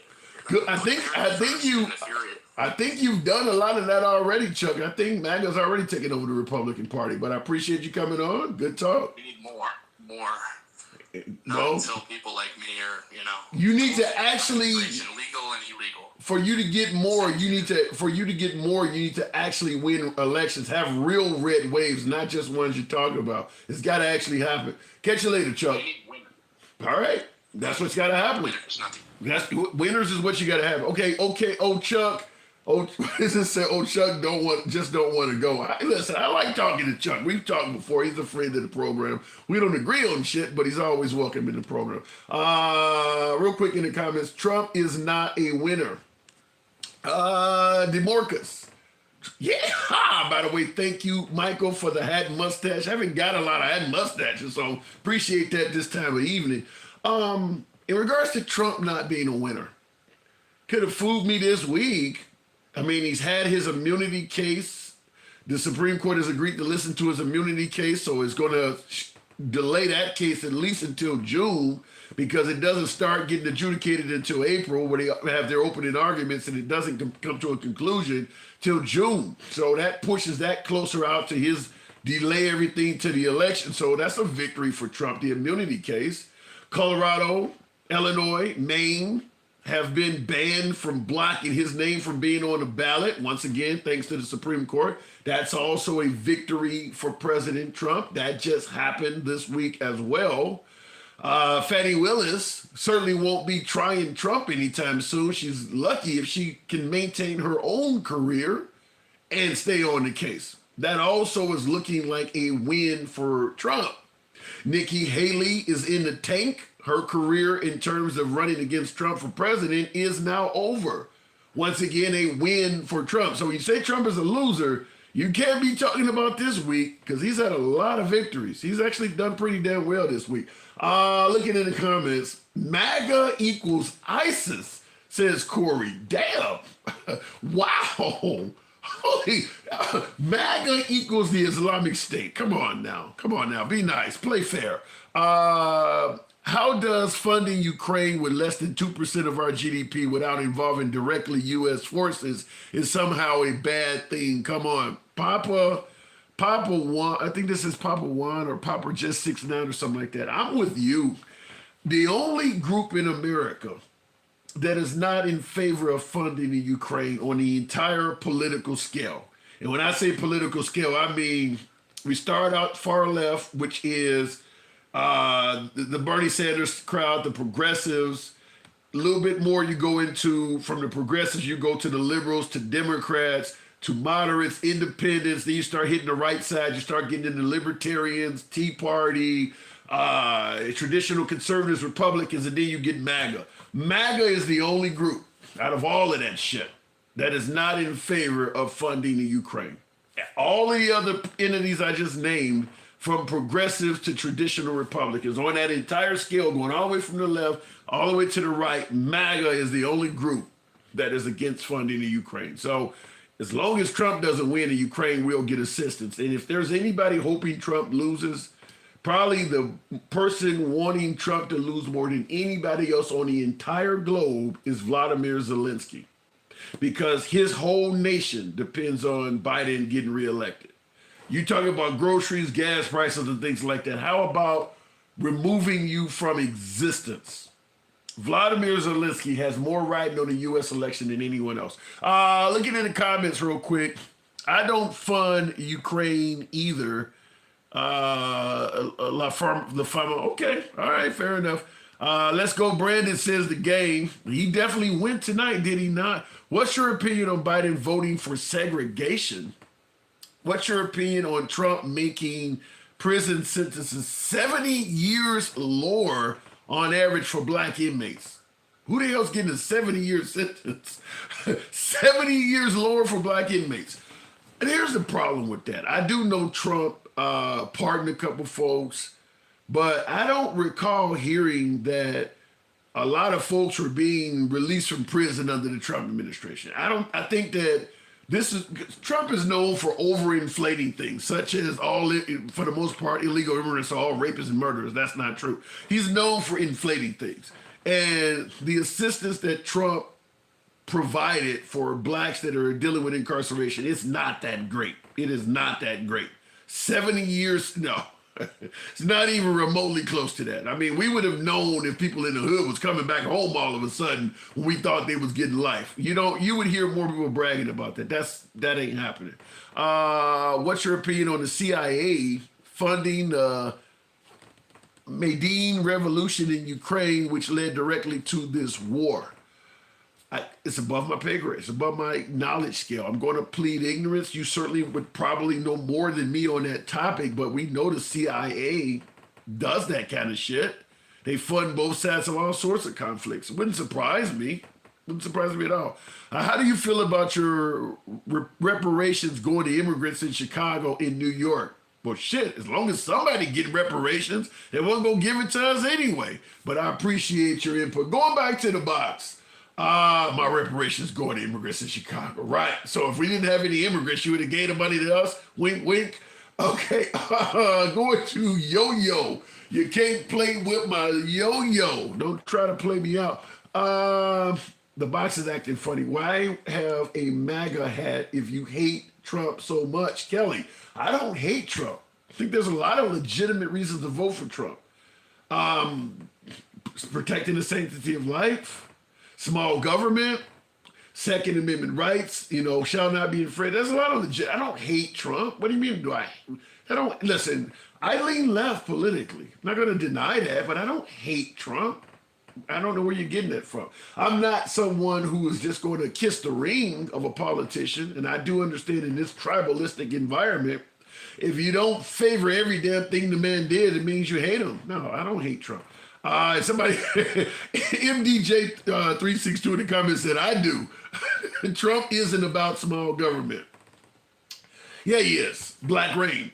Trump promised in 2015 when he ran for president, if I win for every 3-letter organization we create, we're going to get rid of 2 of them. And he did try to do that. Trump was, some folks would say, deregulating businesses and things like that to a fault. Talked about getting rid of, he's even now talking about getting rid of the FBI and things like that.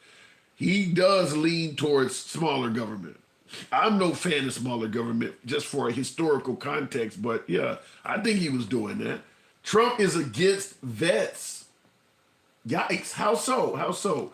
Proud Boys 3%ers, Oath Keepers are on the FBI list as the #1 threat to our country. I have heard that, and MAGA certainly denied that. They were saying that under the Trump administration, hate crimes are going up a certain percentage and things like that, and Trump was saying the FBI was getting that wrong. Continue the program on, though. Cassius, 1015, good evening, good evening. Welcome to the program. Hopefully the box lets Cassius up. Just wanted to say hi, big bro. Hey, hang on a second, Cassius. Jay Marvel, good evening to you as well. The floor is yours, Cassius. Good evening. I don't know about y'all, but I'm here tonight to celebrate because the Reverend Joseph Biden knocked it out the park. The Reverend Joseph Biden was on fire tonight. He done proved them all wrong. He came out the gate swinging.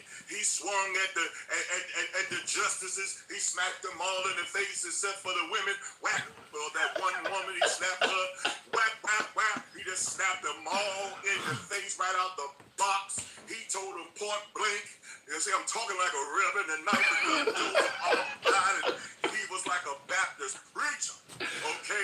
The man came out and told the justices to their face that they done fucked around and fucked up, and the women is going to show up and put them back in their place, and he is going to make sure that Roe versus Wade is what? Repealed and put back in his place. That's what the man said. And the women in the audience, they wore white tonight for the women's rights. Yes, they did. That's what's going to happen. And then he told them fools, he said, and you sitting here acting like January 6th was nothing, but January 6th was a horrific day, okay? And he said what? That Donald Trump, all he is about is division and hate and retribution, and he is about moving forward and progressing. If y'all, can I get a witness? Can I get some blue hearts in the chats? Can I get some blue waves in the chats? Because it's going to happen. You understand? Tonight, Joe Biden won his presidency. Yes, he did. And they talk about dementia where? Okay? And if anything happens to Joe, guess what? He got backup. And her name is Kamala Harris. That's what they're scared of. They're scared of his backup. The man got backup. Okay, understand it? Let's celebrate people because it's a celebration.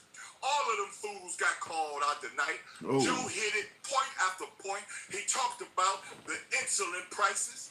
He talked about the gun reform when he had the young girl in the audience, and the young girl said, "Do something, do something, do something." He said it 3 times. Do something. Had the little girl up there. Then the woman who had to leave Texas in order to get an abortion. Now she's suing the state of Texas. Now, mind you, this woman was a Republican. She voted for that bullshit. You're talking about Kate Cox. Yeah, you're talking about Kate. You're talking about Kate Cox. So at the end of the day, I'm going to assume you think he did a fairly decent job. My God, the man was fantastic. I was shouting. I was clapping. I was screaming. Okay. I was like, "Get him, Joe! Oh. Get him, Joe!" I was like, Joe was smacking him all side the face. Whap, whap, whap. Take that. Take that. Take that. I was told a man, listen, I was told a man, yeah, you killing it, by the way. I see all these hearts coming in for you. I was told a man, Thank you, y'all, for the heart. yeah, I was told a man couldn't string together a sentence, though. So I will agree with you that at least from the coherent side of things, he was certainly killing it. In the comments on YouTube, somebody said, "Lie they told, but the devil is a liar." Okay, and Joseph R. Biden got up there in that pulpit and gave a hell of a sermon. yeah. Okay, You ready for 4 more years? hell of a sermon. You ready for 4 more years of Biden? I am ready for 4 more years of Biden, and guess what? If the Lord calls the man home, the man got back up. The man got back up, I say, y'all. The backup is Kamala Harris, and she is ready. Okay? I know MAGA hate it. They don't want to see that black woman up there. They don't want to see a woman, period, up there. But he got back up. Wow. Okay? That's what he got. All right? All right, now. All right, Cassius. Say amen. All right, amen. Appreciate. I got to move it on. I think I don't have any follow up for that. Wow, good talk. Good. And those whack ass guests that you had up there, you know, especially Chuck. Chuck. Chuck sound like he was just hating, just jealous, just didn't know what to put in his ass. And the old lady, you know, she was a poor old lady. But then that black woman got up there tomorrow. I don't like Biden. I don't like Trump either. I'm a little, look, if you ain't made your mind up yet, lady, if you still, you know what I'm saying? You can make up your damn mind. Or just stay to the side, because guess what? Taylor Swift and her army is coming, okay? All right. They're going to put the cherry on top of the cake, okay? Because you ain't going to get our vote. That's for damn sure. All right, Cassius. Okay. All right. Save some of that. That's for damn sure. Save some of that. All right, Cassius. You don't know that. I don't. All right, I done preached enough tonight, y'all. All right. That's a celebration. I'm happy. I damn sure can tell. Appreciate you coming on. Wow. Wow. Capital W-O-W. Wow. I did see all the blue hearts. He certainly was a fan favorite in the audience. On the YouTube side, though, however, Cliff Plants said, "What kind of black man is this? One that is rejoicing. Thank you, Ricky. Yeah, thank you. He was a great guest," says Kara Rose. Wow. That's all I can say is wow. I certainly like the reverend aspect of it, but it certainly went in line with what he was saying too. Wow, that was interesting. Where the guy with the pipe bomb? What are you talking about? Is that a January 6th reference? Let me scroll up a little bit on YouTube. If Trump wins, will you be very happy since you make lots of money from content creation? Well, I don't make a lot of money from content creation. First of all, for you folks on YouTube, do you see any super chats up there at all? Not a one. So ain't nobody making a lot of money, but I do appreciate your input. If Trump wins, we got to deal with Trump winning. That's how it works. Just like if Biden wins, America got to deal with Biden winning. Harris is from a long line of upper caste Communist Party activists from India, Gaglan family. She treated blacks horribly like an upper caste elite. Yikes.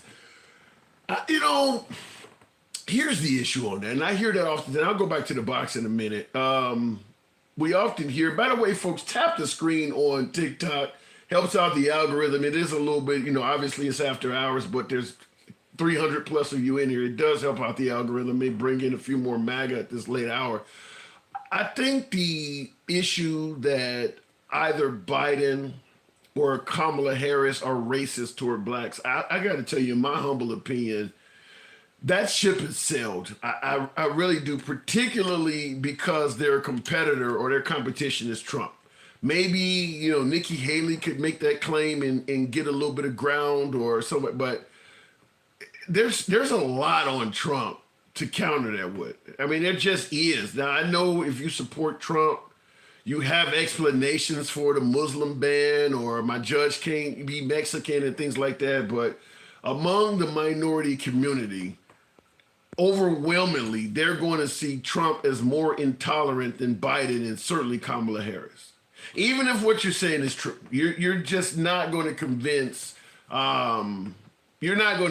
minorities this late in the game that Trump that Trump and the Republicans love black people and it's the Democrats and led by Biden is the racist group. It's certainly with Biden being under Obama, passing the Universal Care Act, being partially responsible for us getting our first black president, first black vice president, and appointing a black woman to the Supreme Court. I think that ship has sailed. And last but not least, the fact that the overwhelming majority of folks suggesting that Biden is racist are not even black. I mean, I don't know what else to do to call that home. I'm just telling you, because a lot of folks say that, Trump loves black people and it's Biden that's the racist. I don't think you're going to get a lot of African Americans to buy that. Big Rooster Show. Thank you for the super chat. Thank you, Big Rooster Show. Thank you. You don't know your history, says Sandra. Let me know what part I'm missing. I'm just going to tell you, Trump himself has said a lot of racially divisive things. So it's difficult to suggest that Biden is racist and Trump is, Trump loves everybody, because there's a lot of things that Trump has did and said that, puts him on the wrong side of the issue, for lack of a better term. Truth Social went black tonight from Laura Loomer. He could not respond to Biden. I didn't hear nothing about that. I heard that Trump was going to be fact-checking Biden. I don't know how that went, but I did hear that Trump was going to be fact-checking Biden. I didn't see it, though. I wanted to see if I could bring something up to run by you folks, because I've ran this before, and I think it's worthy of a discussion if I can get it to come up. Because when we talk about Trump, folks often ask, well, what has Trump ever did or said that was racial, and why do everybody say that and things like that? I wanted to play something for you folks. If I can cue this up, and I will go back to the box in a minute, but let me cue up this equipment. This is something I've played before, but I got a totally different audience nowadays. Dorito World Order. That's different. What's your opinion on Trump getting cucked? Yikes. By the administrative state on the pandemic response and shutdowns and pushing the experimental vaccines. Oh, I get your point. Trump was not very pro-vaccine in the beginning, so that's where your cucked comment comes in. People were dying. And Trump, listen, I kind of understand what Trump was trying to do. I just think he made a disaster of it. Trump was running for re-election in 2020. His biggest accolade was the economy. On come the pandemic, and his goal running for 2020 was to brag about how great the economy was. Well, on come the pandemic, and everybody's saying you need to shut everything down for the safety of the people. He didn't want to do that because he wanted to keep the economy going great. So it caused him to talk out of both sides of his neck. We need to do this for the pandemic, but we need to keep this open. It needs to be up to the states. You can't do both things at the same time. And as a result, he ended up sending out a lot of mixed messages to this day, which is what's still been kind of happening. So I get the cucked comment, but in defense of Trump to some degree, I do understand what he was trying to do. So what I want to do is, all of these people, and believe me, it doesn't stop at 10. I want to cue this up. This is a Trump interview with Bill O'Reilly. They do have plenty of money, okay? It would be nice if they contributed. And by the way, let me see if I can cue this 10 up. degrees below zero. Because folks say they stay there. It doesn't matter. He never said or did anything that was racist. Much better idea, and certainly better for us. Are you aware that the liberal media and the Democratic Party in general trying to paint you as a racist? Are you aware of that? I think so, but I think people know better than that. I'm probably the least racist person on earth. Well, I've known you a long time, and I never saw any racism from you. However, when you tweet out a thing, and this bothered me, I got to tell you, you tweeted out that whites killed by blacks, these were statistics you picked up from somewhere, at a rate of 81%. And that's totally wrong. Whites killed by blacks is 15%. Yet you tweeted it was 81%. Now, Bill, I didn't tweet. I retweeted somebody that was a. Now, real quick, I'm going to play a little bit more of this. But folks say he's never said or did anything that's racist. I want to kind of explain this. You see what he tweeted out. Now, on YouTube, I don't know if you can see it as well, but I'm going to move the monitor over. Now, I know on YouTube it's backwards, so I'll explain it. Clearly, you see, now he tweeted out that blacks that are killed by whites, only 2% of blacks are killed by whites, which means the other 98% is killed by somebody else. But if you notice at the bottom, he put whites killed by blacks, 81%. Meaning that if you are a white person and you are the victim of a homicide, there's an 81% chance that a black person did it. Meaning that most white homicide victims die at the hands of black people. Now, as you hear Bill O'Reilly correcting them, it's actually 2%. Fact is, people kill who they are around. Whites tend to kill whites. Blacks tend to kill blacks. Asians tend to kill Asians. It's not a bunch of black people going out into the suburbs and murdering white people. But that's what is tweeted here. That is what is tweeted here. And you hear Bill O'Reilly correcting it.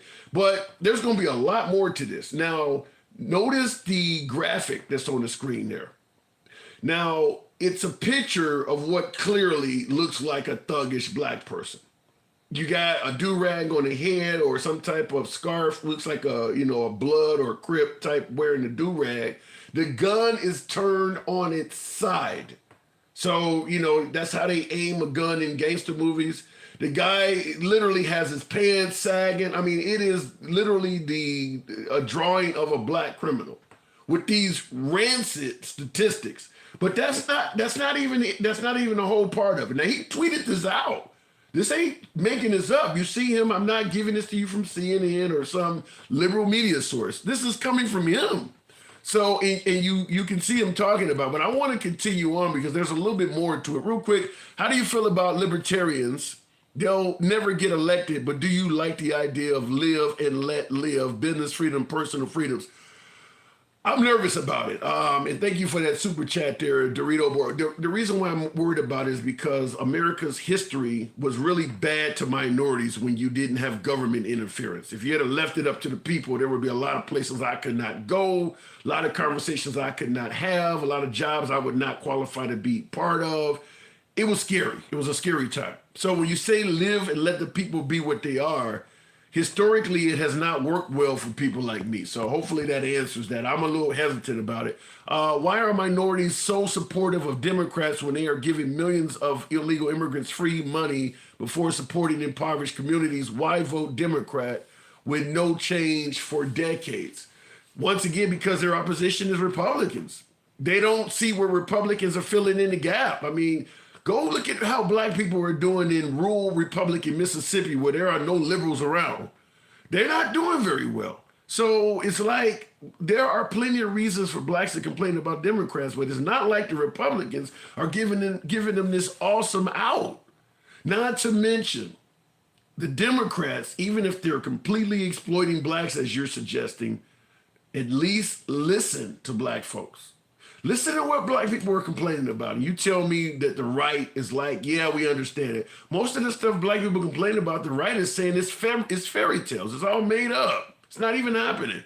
So even if the Democrats are not doing their job right, as you're alluding to, the fact is we only have a two-party system, and the other party is telling us everything you're saying is really made up and we don't give a damn about it. So that's my answer to that. Now, listen to this comment, and I see in the comments on TikTok, Jack Smith says, I'm from Mississippi and black, and it's bad. Point exactly. Here is the conclusion. It's only a minute or two, but I do want you to hear this because for folks saying that he never did anything, I need some explanation on this. Yet you tweeted it was 81%. Now, Bill, I didn't tweet. I retweeted somebody that was supposedly an expert. But you don't want to. And it was also a radio show. Why do you want to be in that zone? Hey, Bill, am I going to check every statistic? I get millions and millions of people. You got it. You're a presidential contender. I have millions of people. You know what? Fine. But this came out of radio shows and everything else. Oh, come on. Radio shows? A retweet. I didn't say, excuse me.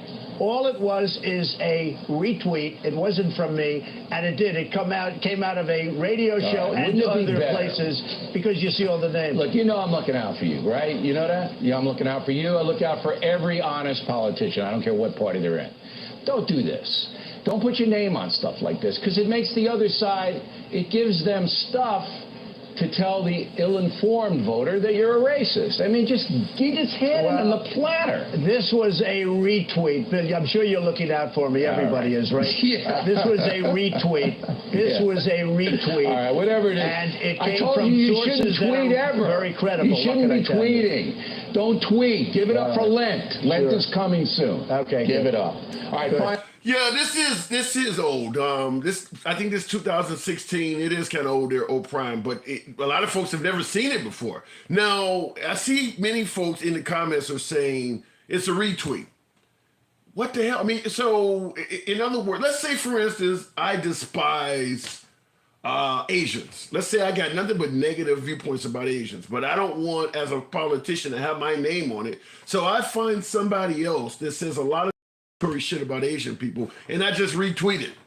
Do I get to say, well, it's a retweet? It didn't come from me. Even you could selectively pick out any damn message if you get a pass simply by being a retweet. I know Farrakhan is not very pro-white.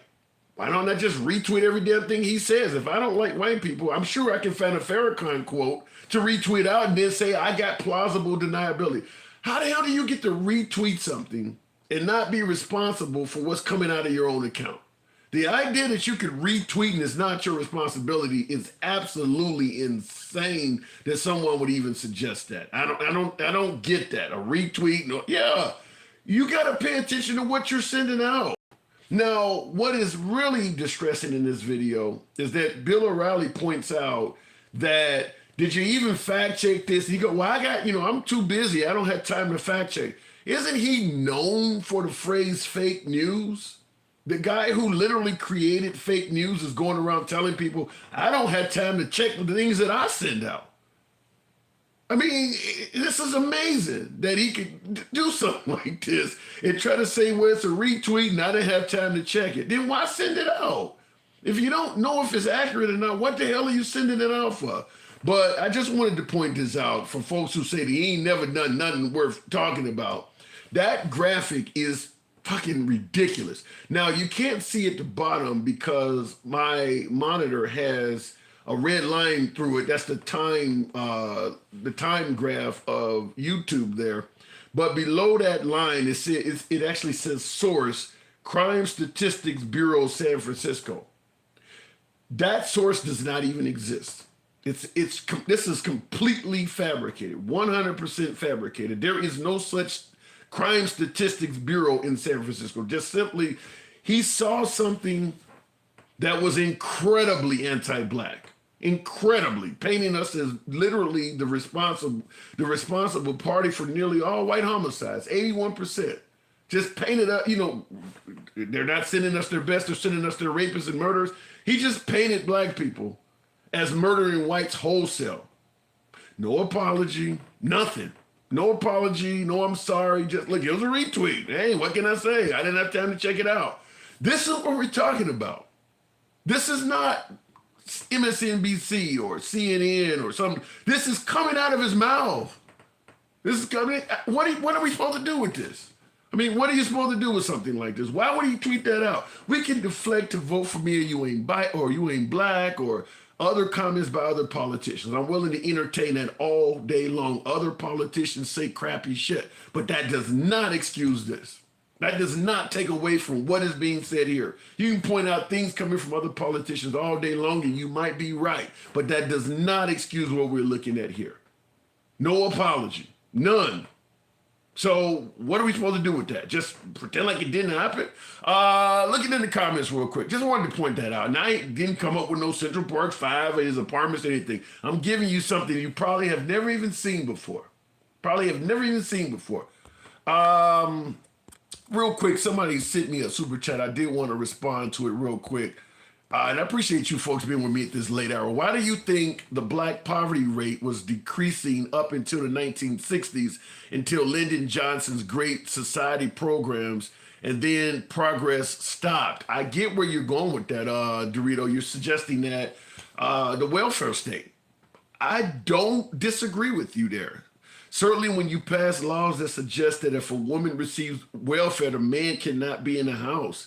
I do agree that the welfare state was not necessarily beneficial to the black community. But this is one where I keep saying all the time, we can point out the fallacies of the Democratic Party, but the Republican Party is not filling in the blanks with anything that is going to be enticing to switch over.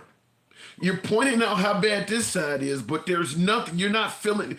In 1960, when the welfare state and all of this stuff in the 1960s during the Lyndon Johnson era, telling a black person, pull yourself up by your bootstraps, don't ask for welfare was not no. When you don't qualify for most jobs because you're black, they needed the cash. So at the end of the day, we can point to how much damage the black community has sustained from the welfare state, but it's not like the Republicans were filling in the blanks with anything that made them a better choice. All right, let me go back to the box.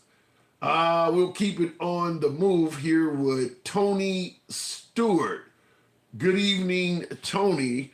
This isn't the 1960s. No, it's not, but he brought up Lyndon Johnson. That's why I responded that way. Stewart, good evening. What's up, man? Not much. Did you catch the State of the Union address? I did.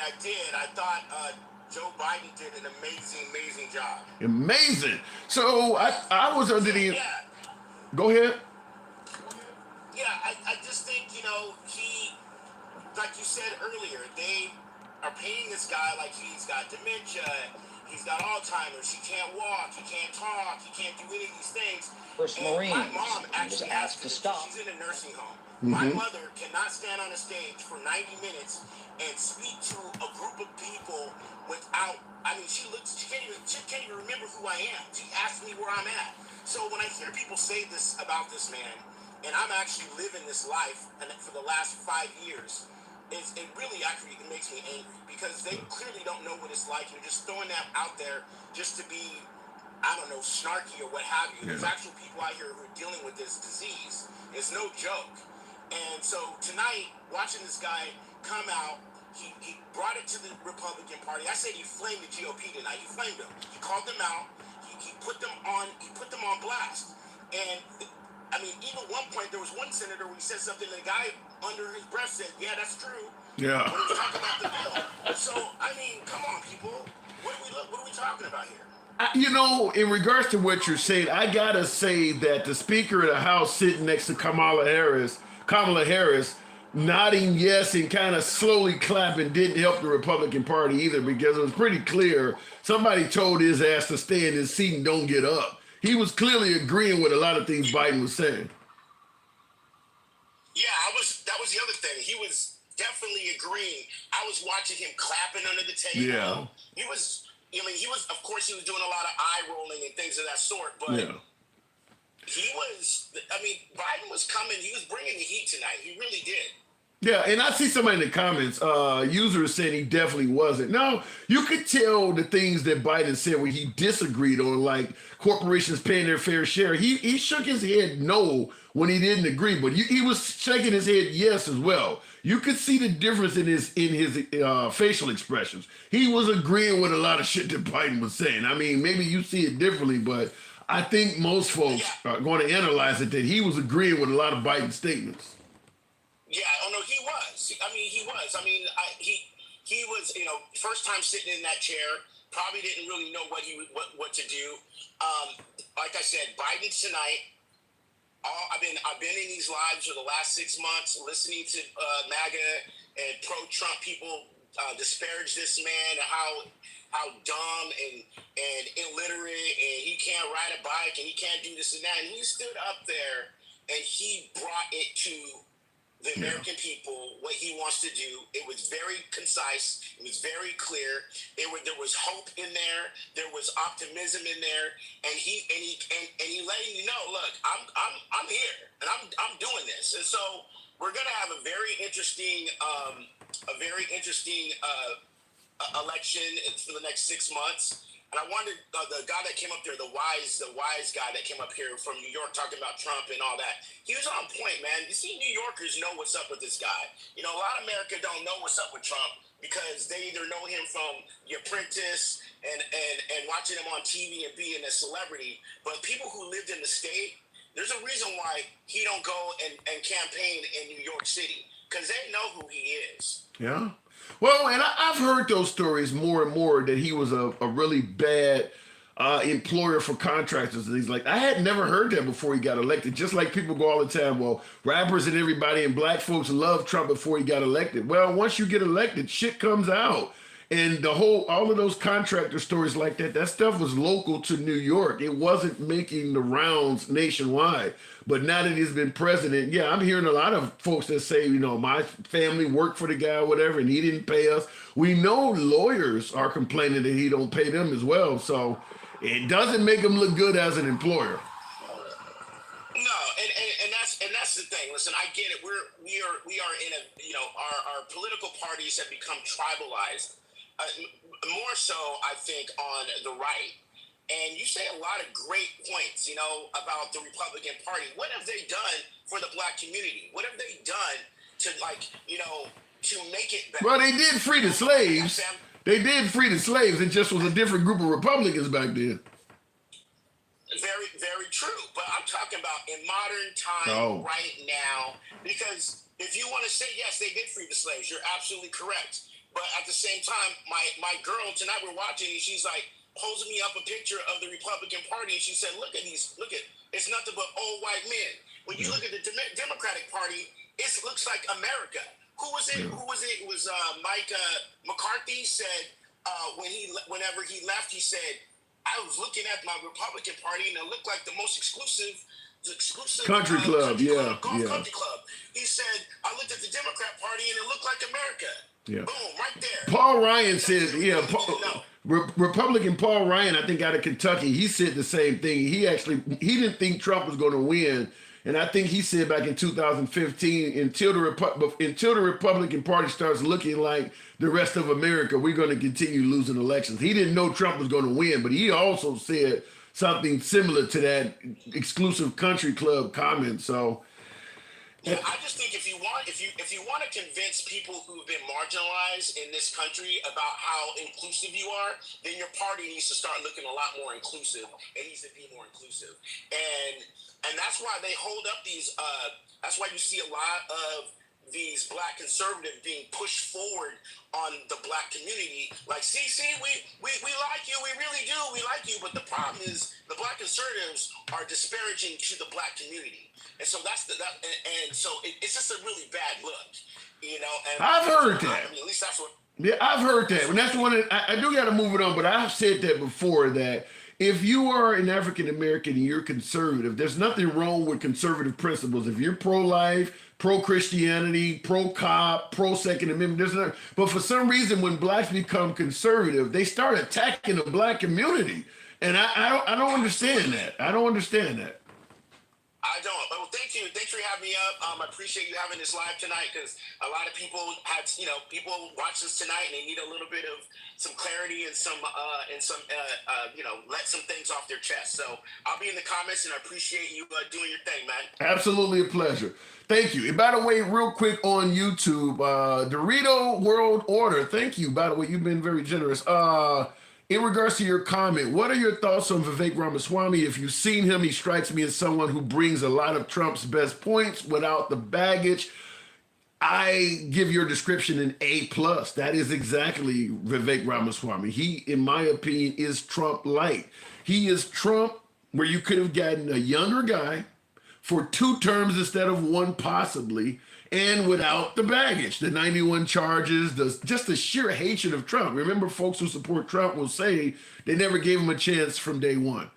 Without all of the name calling and tweets and things like that, Vivek would be able to possibly give you the same policies, direction for this country without the baggage. I agree with you spot on, Dorito, with that comment that Vivek Ramaswamy and Ron DeSantis to a lesser degree as well. Now, some would argue that MAGA, not the Republican Party, but particularly my beloved MAGA, might not be a fan of propelling a native, from a different country like India to the nation's highest office. But he was doing all right in the party. But I will say that I agree with you. Vivek Ramaswamy is indeed Trump.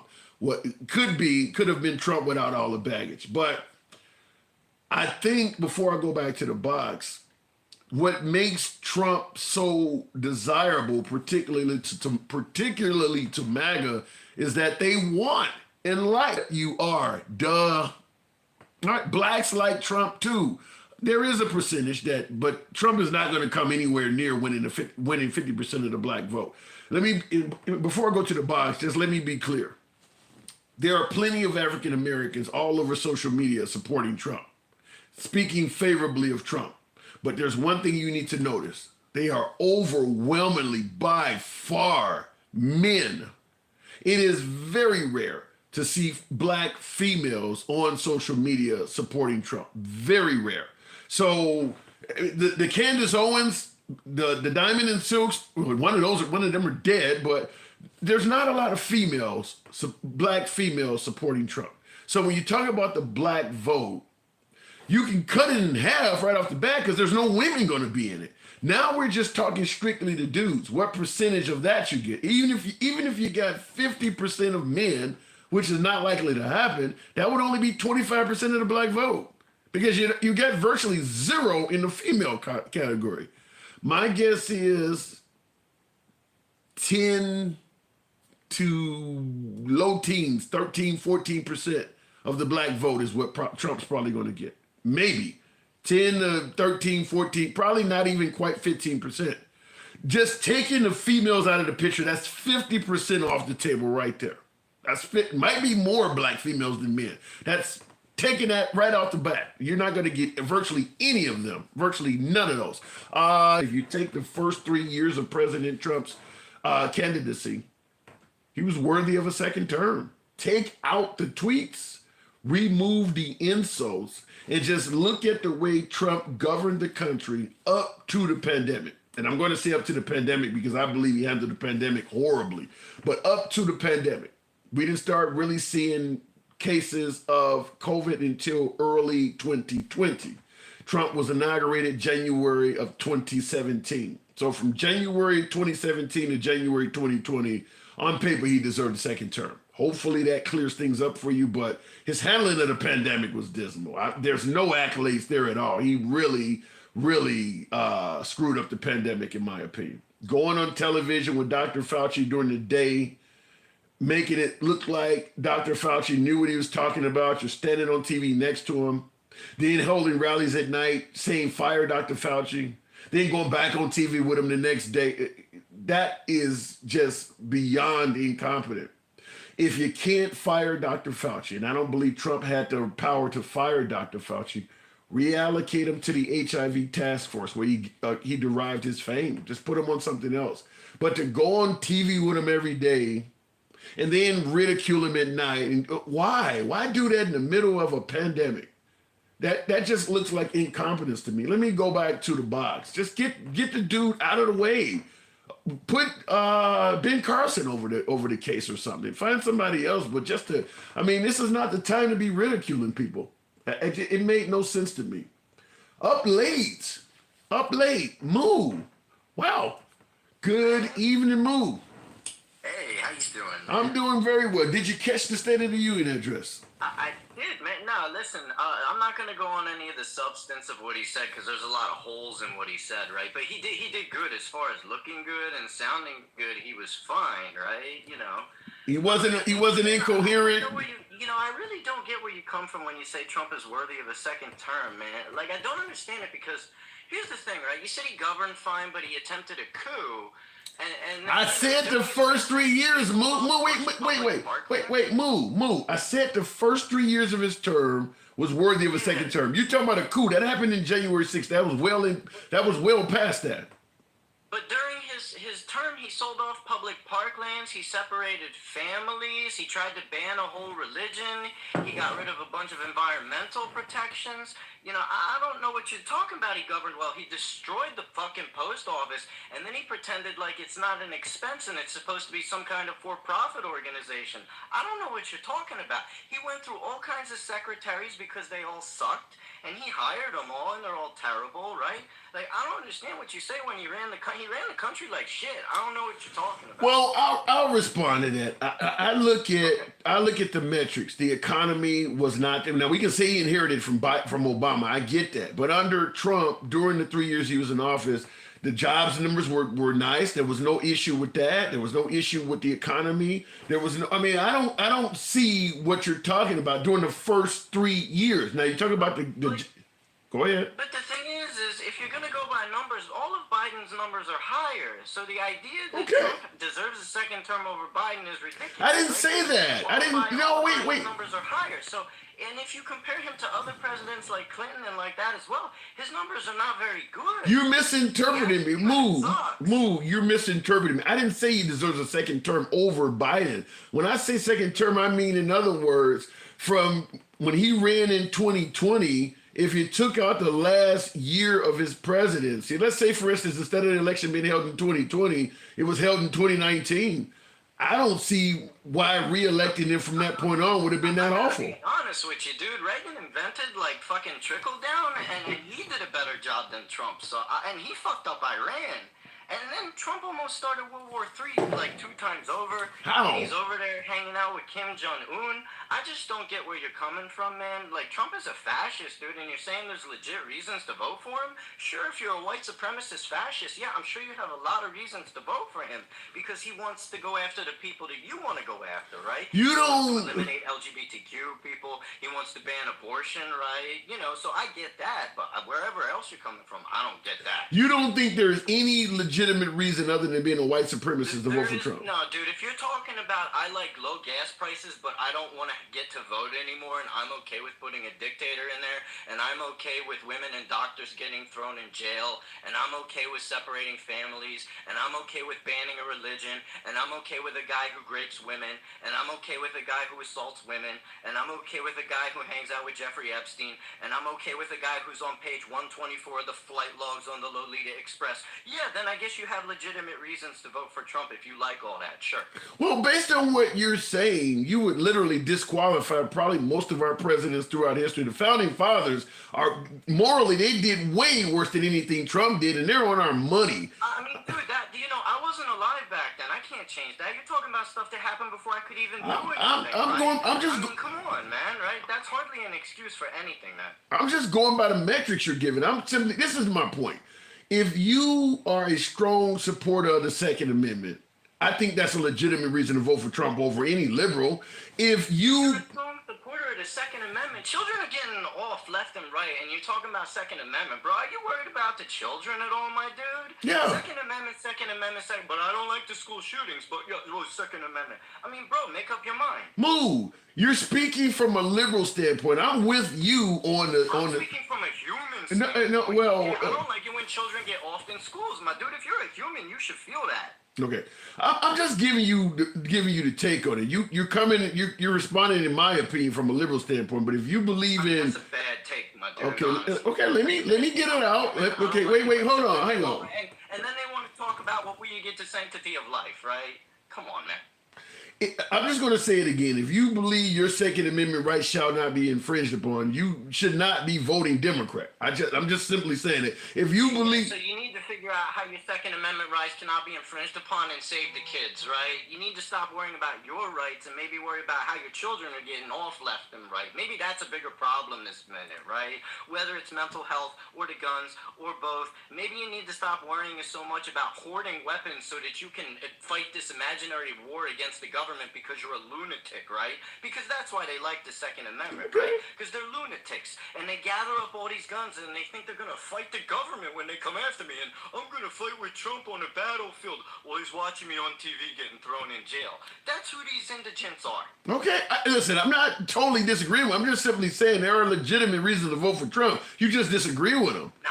Yeah, and I get it. I get it. If for a fat, orange, fascist, Nazi, nah.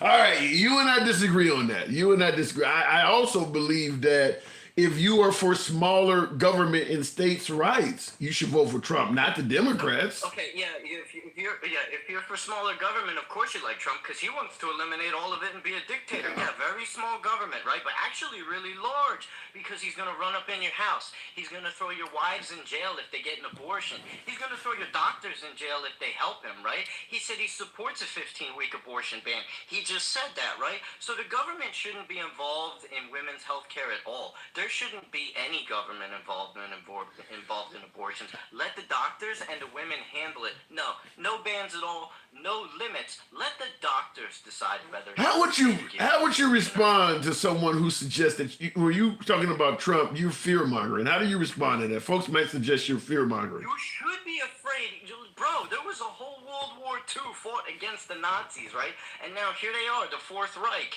and you're like, no, this is cool. You need to denormalize this behavior, bro, because nothing Trump does is normal. You shame Nazis. You shame them into non-existence, right? You denormalize Trump's behavior because getting up on stage and saying, we should build a dome, bing, bing, bong, look at what the Israelis do. That's literally what he fucking said on the stage. And then you want to tell me Biden has dementia? You're projecting. Trump literally has dementia.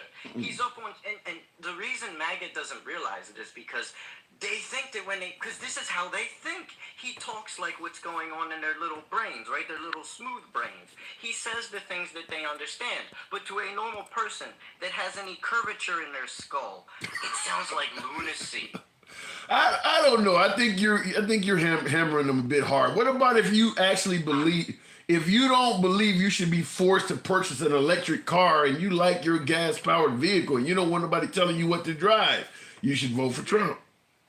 Yeah, well, how about the fact that the technology is going to take over? You don't control that. The billionaires do. There's 7 companies that are going to decide whether you're going to drive an electric car or not, and that's out of your hands, and that's out of the government's hands, because you have a lot of people making money off of technology. So the technology is going to move forward regardless of what you say. Okay. And that's what I was saying. You disagree with me, but you are coming at it from a leftist point of view. We don't know if that's going to happen. That's your belief. Bro, yeah, you're going to stop AI just like you stopped the computer. You're going to stop electric cars just like you stopped the internet. You go, MAGA. Thanks for holding, man. All right, looking in the comments. Okay, can't handle this cultist. I'm out. I didn't see who just said that. He's just emotional and angry. You have to mine lithium and ion for electric cars, and then you produce them in fossil fuel factories. Laughed my ass off. Okay. All right. Real quick in the comments. Electric cars are stopping themselves. How so? How is that happening? Biden 4 more years. I don't know if Biden's going to win, but I do think tonight was beneficial to him. I really do. Some of them need to go back to their childhood and get more spankings. Some meanies up in here in the crowd. Left my ass. Look at the Ford Lightning. I haven't seen it yet. I love Elon, but they hate electric cars. How funny. Well, Elon is, he spoke in favor of Ron DeSantis. I don't think he's criticized Trump. I mean, he's been acting. I mean, Elon Musk is, for the most part, a right-winger, apparently. So that's why they like him. Even though, yeah, he invented the electric car and things like that. No lies detected, Moo.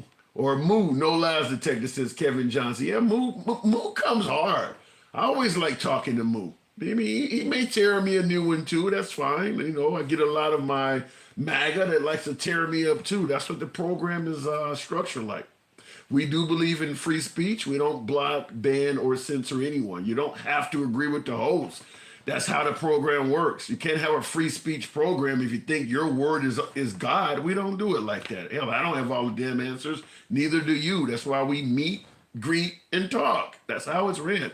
Handsome takes it like a champ. I tried, Tater Tot. Thank you for that hat and mustache, by the way. Appreciate that. My main man, Moo. Yeah, Moo got an audience. Moo definitely has an audience. A rich country is when you use your resources like oil. Biden was gaslighting big time. All right. That's why we love you too. Kim, thank you. I appreciate that. Andy says he's offering freedoms and to make the rich pay their fair share. I'm down with that. And once again, when I was telling Moo, there's reasons to vote Republican, there's reasons to vote for Trump. The right doesn't believe you should be punishing folks, for lack of a better term, simply because they have wealth. They're not a big fan of, tax the rich and all of this kind of stuff. So if you believe that, the right, the wealthy shouldn't be mistreated simply because they have more money, that's a reason to also vote right. So, I mean, there's legitimate reasons to vote on the right side of the aisle. I know some of you folks don't agree with me. My audience is more liberal this time of night, but it is what it is. The last caller was a complete buffoon, not only clueless, but void of all rational thought or intelligence. 1LE, I don't know if, you talking about Moo, that's pretty harsh. I listen, you don't have to agree with a person. I wouldn't say he was void of intelligence, damn. Listen, I voted for Joe Biden in the last election, but you couldn't pay me to do it again. He is the worst president of my life. I'm 48. I didn't think it could get worse than Ronald Reagan because, and your comment broke up, huh? You thought Reagan was terrible, but you want Trump going forward? Listen, I'd be curious to know, what about Biden do you think was horrible? Because if you thought Reagan was bad, you should have never voted for Biden. I mean, I don't quite get that. Explain that, because Reagan during his time was kind of far right, and folks will suggest that he's not far left, but he's moved further to the left. So I don't quite get that. Real quick in the comments. How much wealth you need. They are rich on the backs of the middle class who pay all the taxes. That's the liberal in me. I agree with that, but I'm saying the right does not. The right don't think you should be able to limit how much wealth a person. If a person is still producing, still innovating and creating, they should still be able to earn money. That's how the right believes it. Now the left believes, listen, at some point your ass got enough money. Leave some around for other people, Like Elon Musk, for instance. I think Elon Musk is worth $149 billion. 100 years from now, his inheritance will still have plenty of, I don't know how you even go through $149 billion. Folks on the left believe you shouldn't be able to even accrue that much wealth. But folks on the right believe as long as those Teslas are selling, as long as you're creating technology, nobody should be able to limit how much you can earn. So depending on how you fall in that category, that's how, like I said, there's a legitimate reason to vote right. If you believe the wealthy should not be limited in how much they can earn, then yeah, you should vote right. That's simple as that. And he worked his ass off for it. There you go. TH Horses is saying that, listen, Elon Musk is super wealthy, but he worked his ass off for it. You feel that same way about Bill Gates and Mark Zuckerberg? Because I know y'all don't care about him as much. Trump's whining and crying to Elon Musk to get him out of debt. Wow, that's interesting. I didn't think about that. Because Trump is hurting right now for cash. That I'm worth $15 billion thing doesn't look like it's actually true. He's asked the courts with no success to delay him posting bond so that he could appeal both the cases of E. Jean Carroll and Letitia James. And in both cases, the judge told him no. Now, for him to appeal those huge judgments, he has to put the money down in what they call the bond. So E. Jean Carroll was awarded like 83.3 or something, 83.6 plus five. Plus five. She won $5 million for the first defamation suit, then 83. So he owes her like 88 million or something like that. For him to appeal the case, he has to put the money up. If he wins, the money's his. If he loses, it's sitting there for her to claim. He's asking for more time to come up with the money because apparently he doesn't have it. That's E. Jean Carroll's case. Letitia James, $355 million with an accruing interest rate of $2.6 million per month. He asked that judge also, can he have time? He got rejected. So I see the comments. Smalley said that's his problem. Yeah, it's going to be his problem. Looks like he may at the end of to start selling shit and liquidizing things because that ain't. Look, his goal is to delay all this shit until you get, back in the White House and hopefully be able to finagle some things. He ain't gonna be able to delay that.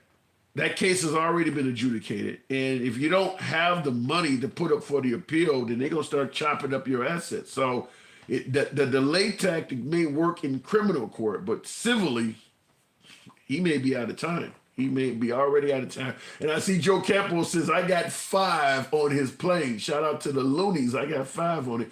Plus huge interest accruing every day. Yeah, $2.6 million a month.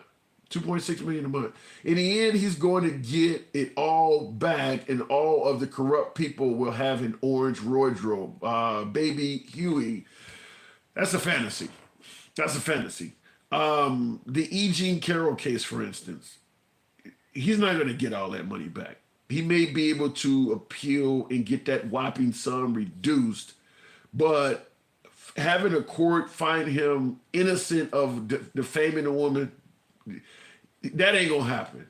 He absolutely defamed a woman. I mean, when she wrote it, because remember, E. Jean Carroll was not trying to have Trump prosecuted for rape or anything like that. What she did is wrote a book detailing what he did to her. That's all she did. She wasn't trying to take him to court for it or anything. She wrote a book about what he was doing to her or what he did to her. And Trump stepped forward and started saying the book was a fairy tale. He didn't know the woman. She was unattractive. He wouldn't fuck her and things like that. And she sued him like, this isn't fiction. This book is based on reality. The guy does know me. And she started producing evidence of them being together. So he was improved that what he was saying was a complete lie. She never went after him for rape. She went after him for lying and trying to defame her documentary. And he lost. He lost because she could prove that you knew me, you were with me, the bullshit about I'm not being your type, you're confusing me for your ex-wife. So he lost $5 million. Instead of him leaving it at that, he decided to double down and say even worse shit about her. And just go off the rails. She sued him again. 83.3 or whatever it is. So that's what happened. I don't think he's going to be able to appeal and get out of that because he absolutely did it. I mean, the only victory he could get is to get that number reduced. Maybe not 83.3, maybe 10 million or something like that. If he's lucky, get a really friendly court. But being found innocent of defamation is not going to happen. He absolutely defamed that woman.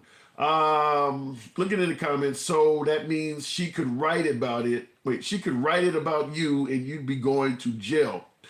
Well, no, Dennis. Trump was not going to be dealing with any criminal charges. She was not pursuing any rape case against Trump. She just wrote a book. It's like, imagine going down and abusing somebody. They didn't call the cops or anything. They just wrote a book about you abusing them. But to protect your image, you decided to step forward and say you never did it. And the woman is able to show evidence that you actually did know her, and some of the things you're saying is a lie. Very similar to Stormy Daniels. Trump came forward and said, I don't know who she is, until she started producing pictures of them together. He didn't have to do anything. Chris Christie said it best. All Trump had to say was, listen, I don't know what this woman is talking about. I wish her the best, and left it at that. And it would have been over with. He is the one that decided to step up and start calling her names and insulting her. I wouldn't fuck her and she's ugly. He didn't have to do that. He didn't have to do that. And, in her favor, she had evidence to prove that, yeah, you do know me. Yes, you were with me. And in the deposition, The woman that's so ugly he wouldn't fuck, he's in there confusing her for his ex-wife. It didn't go well. It didn't go well for the guy, and he ended up losing. So that's that is how it worked in some cases. Sometimes if you run off, it don't always work well for you.